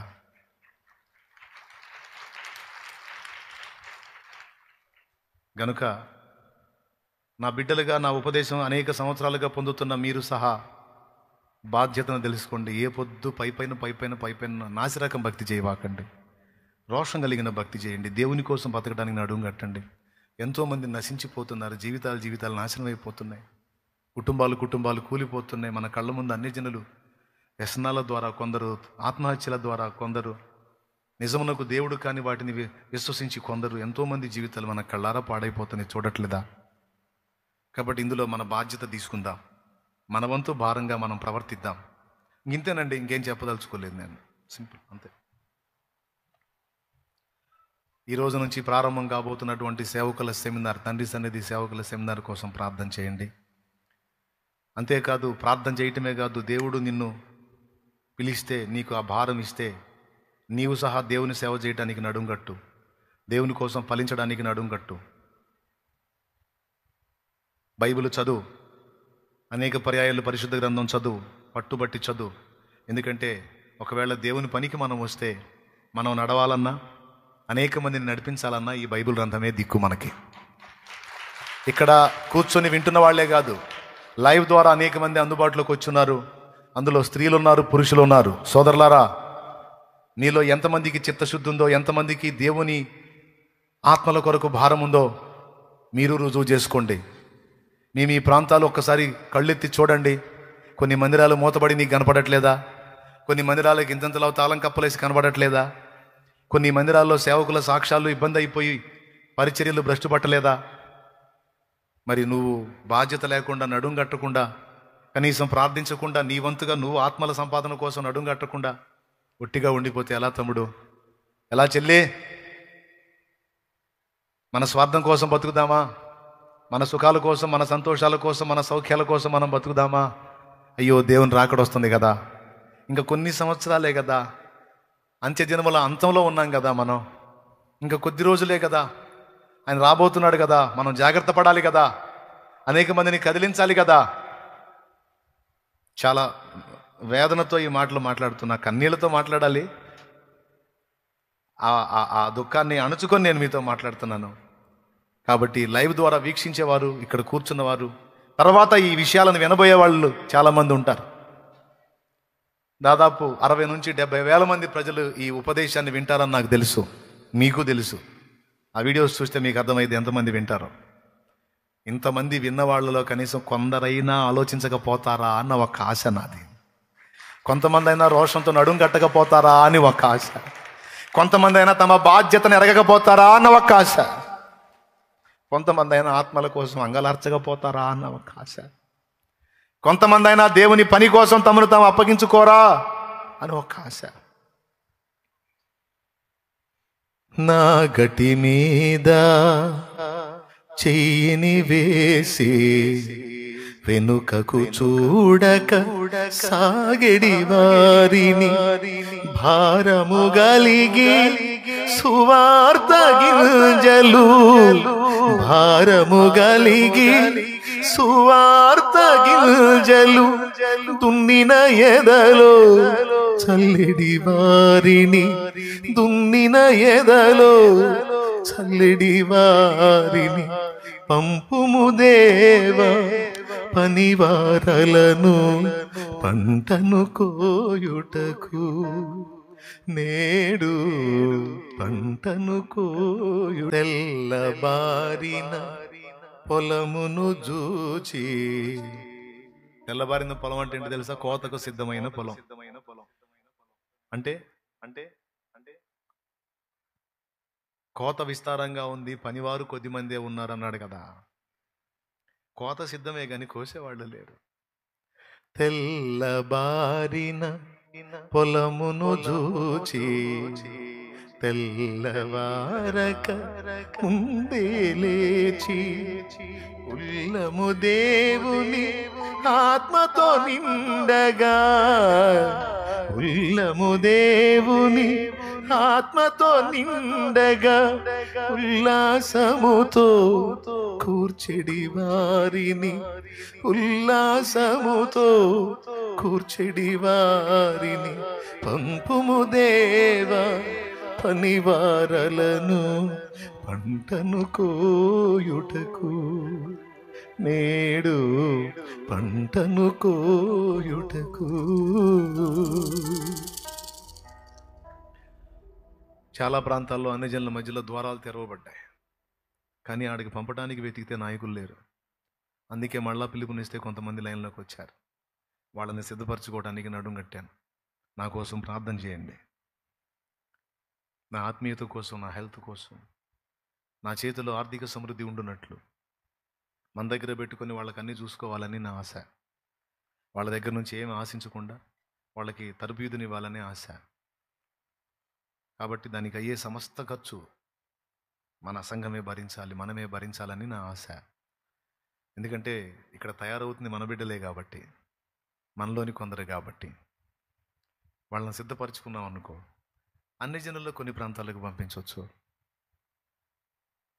పరమత దూషణ చేయకుండా, ఇతరుల మనోభావాలకు అభ్యంతరం కలగకుండా వాళ్ళకి సువార్త చెప్పి, ఆత్మలను రక్షించి, సంఘాలను కట్టి, దేవుని పని జరిగించే యోధులు. కొంతమంది స్టార్టింగ్ ఎగతాళి చేశారు, ఇక్కడ నుంచి లేచి వెళ్ళి సంఘాలు కట్టి సంఘాలు అయ్యి అని. వాళ్ళు చూస్తూ ఉండగానే 180 నుంచి 200 ప్రాంతాలకు వెళ్ళిపోయింది పని. ఒకప్పుడు ఇక్కడ ఒక్కటే ప్రభు వల్ల, ఇప్పుడు అనేక ప్రాంతాల్లో ఇదే తండ్రి సన్నిధి బృందమే అనేక ప్రాంతాల్లో ప్రభు వల్ల ఆదివారం తీసుకునేటట్టు దేవుడు చేశాడు. చేయడంటారా? ఇప్పుడు పూనుకున్న కార్యాన్ని కూడా దేవుడు దిగ్విజయం చేయడంటారా? మరి మీరు నడుం కట్టరా? మీరు బాధ్యతను తెలుసుకోరా? మీరు కన్నీరు విడవరా? మీరు ఆలోచించరా? అంతేనండి, ఇవాళ ఇంతకుమించి ఏం చెప్పాలనుకోలే నేను. చూడండి, మూతబడ్డ సంఘాలు చూసి మీ గుండెలు బాదుకోవాలి. అన్ని జనుల్లో ఒక్క మందిరం కూడా లేకపోవటం మీకు కంటపడినప్పుడు, దేవా ఇది ఎక్కడి దారుణం ప్రభా, వీళ్ళ గతి ఏమిటి అని మీ కన్నీళ్ళు ఉండాలి. ప్రార్థన చేద్దాం రండి. కనీసం నువ్వు సేవకురాలుగా చేయకపోయినా చేసేవాళ్ళకి సహకారిగానన్నా ఉండొచ్చు కదా. చేసేవాళ్ళకి సహకారిగా ఇప్పుడు నాకు సహకారులు ఎంతమంది ఉన్నారు? చాలామంది ఆడపిల్లలు పరిచర్యకు సిద్ధపడ్డారు, చాలామంది మగపిల్లలు పరిచర్యకు సిద్ధపడి ఒక ఆదివారం రోజు దాదాపు 2000 మంది పరిచారకులు పరిచర్య చేస్తూ ఉన్నారు. అంతమందికి 2 ఆరాధనల్లో ఇన్ని వేల మందికి సమాధానం చెప్పాలంటే, ఆహారం వండే దగ్గర నుంచి, వడ్డించే దగ్గర నుంచి, వాళ్ళ వాహనాల్ని క్రమంలో పెట్టే దగ్గర నుంచి, ట్రాఫిక్ కంట్రోల్ చేసే దగ్గర నుంచి, పరిచర్యలు. మరి కనీసం ఆ పరిచర్యకన్నా రావాలి కదా. సండే ఒక పూట 10:30 11 వచ్చి 2 గంటలు కూర్చొని వెళ్ళిపోకపోతే, కనీసం ఆదివారం అన్న ఒక అడుగు ముందు వచ్చి ఆ పరిచర్యలో, అన్న నేను కూడా ఏదన్నా పరిచర్య చేస్తానన్నా, నాకు కూడా ఎక్కడన్నా అవకాశం ఏంటి అన్న, అక్క నేను కూడా పరిచర్య చేస్తానక్క, నాకు ఎక్కడన్నా అవకాశం ఏంటి అక్క, ఇందులోనన్నా నన్ను ఉంచండక్క. ఒట్టిగా వచ్చి వెళ్ళిపోవటం నాకు ఇష్టం లేదు, ఏదో ఒక పరిచర్య చేయాలని ఆశగా ఉంది అని అడిగారా? ఎప్పుడన్నా ఆశించారా? మీరు చెయ్యరు, కానీ చేసేవాడికి చెయ్యందించాలి కదా. అవునా కాదా? లేకపోతే మనది ఏం ఆత్మీయత? చెప్పండి. యేసయ్య గురించి తెలియకపోతే నశించిపోతారా పోరా? యేసయ్య గురించి వాళ్ళకి అందకపోతే ఏమైపోతారు? తీర్పులోకి వస్తారా రారా? ఈరోజు మనకి దొరికాడు కాబట్టి ఈరోజు ఎన్ని కలతలైనా మనం ధైర్యంగా ఉన్నాం, ఆనందంగా ఉన్నాం, ఆదరణగా ఉన్నాం. మన జీవితానికి ఒక అర్థం కలిగి బతుకుతున్నాం. మరి సమాజానికి ఇది లేదు కదా. కాబట్టి మీరు ఆలోచించండి, ప్రార్థించండి. నేను ముగిస్తున్నా. లైవ్లో వీక్షించే వాళ్ళు సహా ఆలోచించండి. ఒట్టిగా విని వదిలేస్తే చేయగలిగింది ఏం లేదు. అలా వదిలేయరని నా నమ్మకం. నా బిడ్డలు ఆలోచన చేస్తారు, కనీసం ప్రార్థన చేస్తారు, పరిచర్య కన్నా సమర్పించుకుంటారని నా నమ్మకం. సిద్ధపడండి. కృప మనందరికీ తోడై ఉండునుగాక. ప్రార్థన. దైవజనుడు ప్రార్థిస్తాడు. అందరం ఏకీభవించుదాం. స్తోత్రములు స్తోత్రములు స్తోత్రములు స్తోత్రములు తండ్రి. ప్రేమ కలిగిన మా దేవ, దయ కలిగిన తండ్రి, నీకు వందనాలయ్యా. ఈరోజు ఈవేళ మా అందరితో మీరు మాట్లాడి, కొంతమంది దైవజనుడు ప్రార్థన చేస్తా ఉంటే బయటికి వెళ్తా ఉన్నారు. నేను చాలాసార్లు గమనించాను. బయటికి వెళ్ళి నిలబడతా ఉన్నారు, వాళ్ళకి ఆశీర్వాదం దక్కదు. ఈ ప్రేయర్లో ఏకీభవించండి. అంటే నాతో మాట్లాడడానికి ప్రయత్నించి వెనక నిలబడతా ఉన్నారు. ప్రార్థనను కూడా వదిలేస్తున్నారు. దైవజనుడు ప్రార్థిస్తుంటే ప్రార్థన కూడా నిర్లక్ష్యం చేస్తున్నారు. ఎంత పిచ్చోళ్ళు చూడండి. చేయనా ప్రార్థన చేయనా? స్తోత్రం స్తోత్రములయ్యా. ఒక్కొక్కరితో ఈరోజు మీరు మాట్లాడిన మాటలన్నిటిని బట్టి నీకు స్తోత్రాలు, వందనాలు, కృతజ్ఞతలు చెల్లిస్తూ ఉన్నాం ప్రభువా. మొదటిగా మా పరిస్థితులన్నిటికీ చాలిన దేవుడుగా నువ్వు ఉన్నావని, మా ప్రతి అడుగులో నువ్వు తోడుగా ఉంటూ మా పరిస్థితులన్నిటినీ అనుకూలంగా మార్చి ఒక అద్భుతమైన రూపంలోనికి మమ్మల్ని తీసుకుని వస్తున్నారని, ఓ ఆదరణకరమైన వాక్కుతో ఈవేళ అనేక మందిని మీరు ఆదరించినందుకొరకే నీకు స్తోత్రాలు, వందనాలు, కృతజ్ఞతలు చెల్లిస్తూ ఉన్నాం ప్రభువా. నిండు మనసుతో నీకు స్తోత్రాలయ్యా. అలాగనే ఈరోజు నీ దాసుడు చెప్పినట్లుగానే ప్రపంచవ్యాప్తంగా, భారతదేశ వ్యాప్తంగా, మా ఆంధ్ర రాష్ట్రంలో సేవక గణం ఎలా ఉన్నారో, పరిచర్య ఎలా జరుగుతుందో, ఎన్ని విధాలుగా పరిచర్య కుంటుపడుతుందో, ఎన్నెన్ని రీతుల్లో సంఘాలు మూతబడుతున్నాయో, ఉన్న సేవకులు కూడా ఏ విధంగా సాతాను చేతుల్లో చిక్కుబడిపోయారో, దీపము ఆరిపోతున్నట్లుగా ఉన్న ఈ వేళ అయ్యా, మమ్మల్ని మేలు కొలిపినందుకొరకే నీకు స్తోత్రాలయ్యా, మమ్మల్ని తట్టి లేపినందుకొరకే నీకు స్తోత్రాలు నాయనా. ఈ మాటలు మా హృదయాల్లో భారాన్ని పుట్టించాయి తండ్రి. ఈ భారం ఇదే విధంగా కొనసాగడానికి సహాయం దయచేయండి అయ్యా. ఆత్మల కొరకైన అంగలార్పు మాకు దయచేయండి తండ్రి. ఆనాడు నాయన మందిరంలో దీపం వెలిగించడానికి సమయలు కొరకు తన తల్లి అంగలార్చి మూలిగి ఏడ్చినట్లుగా ఈరోజు దైవజనుల కొరకు, పరిచర్య కొరకు, ఆత్మల రక్షణ కొరకు నాయన అంగలార్చేవారిగా మమ్మల్ని చేయండి నాయన. కన్నీరు విడిచేవారిగా మమ్మల్ని చేయండి అయ్యా. రకరకాల విషయాల కొరకు ఏడుస్తున్నామయ్యా, రకరకాల సమస్యల కొరకు ఏడుస్తున్నామయ్యా. ఆత్మల కొరకు భారముతో ఏడ్చేటట్లుగా మమ్మల్ని చేయండి అయ్యా. ఆ మూలుగు మా హృదయంలో ఉంచండి అయ్యా. ఆ భారం మాకు దయచేయండి అయ్యా. నీ హృదయ భారం మాకు దయచేయండి ప్రభువా. నీ దాసునిలో ఉన్న ఆ భారం మాకు దయచేయండి అయ్యా. అలనాటి మిషనరీల హృదయంలో ఉన్న ఆ భారం ఈరోజు ఈ మాటలు విన్న ప్రతి ఒక్కరి హృదయంలో యేసు నామములో రగులునుగాక. ఆమేన్. ఆ భారంతో మమ్మల్ని నింపండి అయ్యా. ఆ దుఃఖము, ఆ ఆవేదన, ఆత్మల కొరకు ఏడ్చిన ఏడుపు ఉండాలయ్యా, కార్చిన కన్నీళ్ళు ఉండాలయ్యా. ఈ రోజు నుంచి నాయన ప్రత్యేకమైన రీతిలో ఆత్మల కొరకు, సేవకుల కొరకు, సంఘాల కొరకు నైనా నీ పని కొరకు ప్రత్యేకమైన రీతిలో ప్రార్థన చేసే ఆ ప్రార్థనాత్మతో మీరు మమ్మల్ని నింపండి నాయన. ఇక్కడున్న వారందరూ ఈ రోజు నుంచి ప్రార్థించే కృపను మీరు అనుగ్రహిస్తున్నందుకొరకే నీకు స్తోత్రాలయ్యా. అలాగనే నీ దాసుడిచ్చిన పిలుపును తీసుకొని అనేక మంది బిడ్డలు నాయన సేవకు సిద్ధపడి ఈరోజు రాబోతున్నారయ్యా. ఈరోజు సిద్ధమై వస్తూ ఉన్నారయ్యా. ఈ రోజు నుంచి నాయన వారు సిద్ధపరచబడి నీ సేవలో బహుబలముగా వాడబడేంత వరకు నీ సన్నిధి యేసు నామములో తోడుగా ఉండునుగాక. ఆమేన్. ఆటంకపరచ చూసే సమస్త చీకటి శక్తులు, అంధకార శక్తులు, దురాత్మలు యేసు నామములో లయమైపోవునుగాక. ఆమేన్. వస్తున్న బిడ్డలకి తోడుగా ఉండయ్యా. వారి ఆర్థిక పరిస్థితులు మెరుగుపరచండి నాయన. ఆర్థిక సమస్యలు తొలగించండి అయ్యా. కుటుంబంలో భార్య బిడ్డలకు తోడుగా ఉండండి అయ్యా. కుటుంబాల్లో ఇబ్బందులు లేకుండా సెమినర్ అయిపోయేంత వరకు నీ బిడ్డలకి కాపుదల దయచేయండి అయ్యా. అయ్యా, సెమినర్లో నీ బిడ్డల్ని సిద్ధపరుస్తున్న నీ దాసునికి మరి ముఖ్యంగా కాపుదల దయచేతండి. మంచి ఆరోగ్యాన్ని దయచేయండి అయ్యా. ఏ విధంగా కూడా దుష్టుడు నీ దాసుని ముట్టకుండా నీ అగ్ని కంచె కాపుదల దయచేయండి అయ్యా. నీకే వందనాలు చెల్లిస్తున్నామయ్యా. ఈసారి రౌండ్లోనైనా మరికొన్ని ప్రాంతాలకు సువార్త ఈ తండ్రి సన్నిధి పరిచర్య ద్వారా వ్యాపించాలి నాయనా. మరి కొంతమంది అన్యజనులు పట్టబడాలయ్యా. మరి కొన్ని సంఘాలు కట్టబడాలి ప్రభువా. అలాంటి కృప దయచేయండి అయ్యా. ఇదిగో ఈరోజు సన్నిధిలో ఎవరెవరైతే ఉన్నారో ప్రతి ఒక్కరూ ఏదో ఒక పరిచర్యలో, ఏదో ఒక పనిలో అడుగు ముందుకు వేయడానికి సహాయం దయచేయండి. విని వదిలేసి వెళ్ళేవారిగా కాకుండా ఓ తీర్మానంతో అడుగు ముందుకేసేవారిగా ఇక్కడున్న ఒక్కొక్కరు యేసు నామంలో ఉందురుగాక. ఈ విన్న మాటలు మా హృదయాల్లో ఫలింపు చేయ్యా. భారంతో మమ్మల్ని నింపి ఇక్కడి నుంచి పంపండి తండ్రి. నీకే వందనాలు, స్తుతులు, స్తోత్రాలు, కృతజ్ఞతలు చెల్లిస్తున్నాం. అలాగనే పడిపోయి చెడిపోయి బంధకాల్లో ఉన్న సేవకులు కూడా విడుదలనివ్వండి అయ్యా. వాళ్ళు కూడా సరైన రీతిలో సేవ చేయగలగాలయ్యా. మూతబడిన సంఘాలు తెరవబడాలి ప్రభువా. నామకార్థ సంఘాలు ఉజ్జీవంతో నింపబడాలయ్యా. ఆయా ప్రాంతాల్లో దీపాలు యేసు నామంలో వెలుగునుగాక.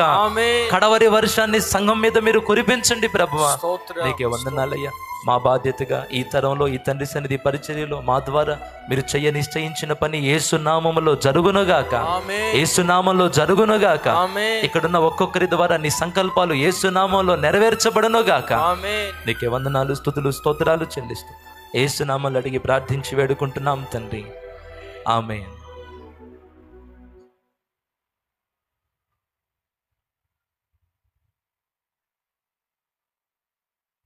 అందరం పైకి లేచి నిలబడదాం.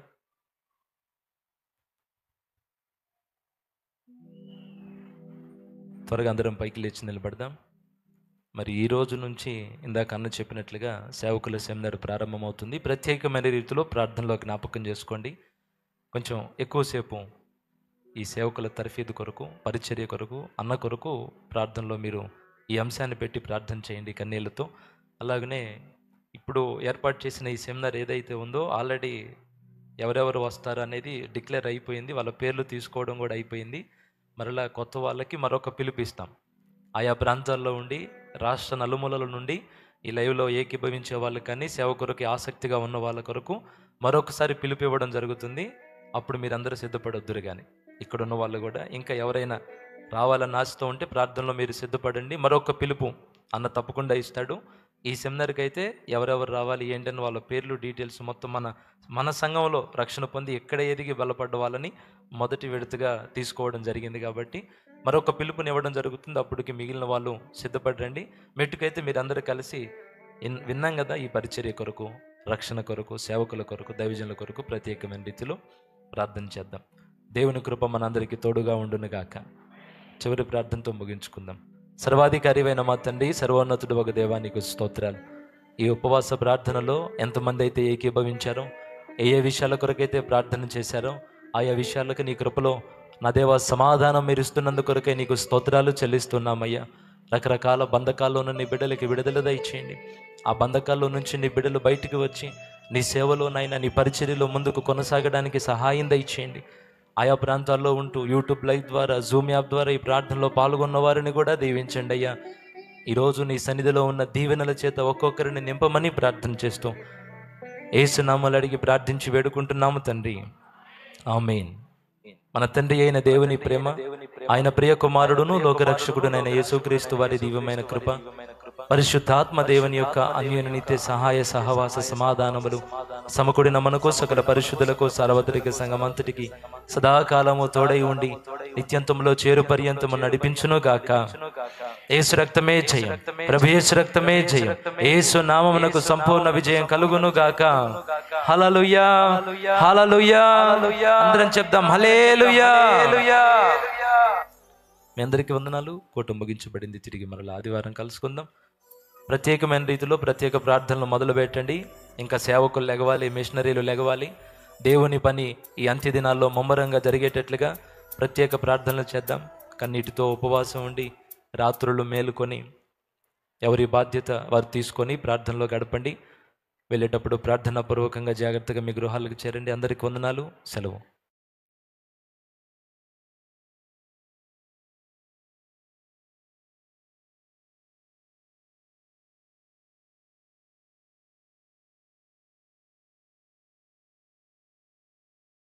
నివారలను పంటను కోయుటకు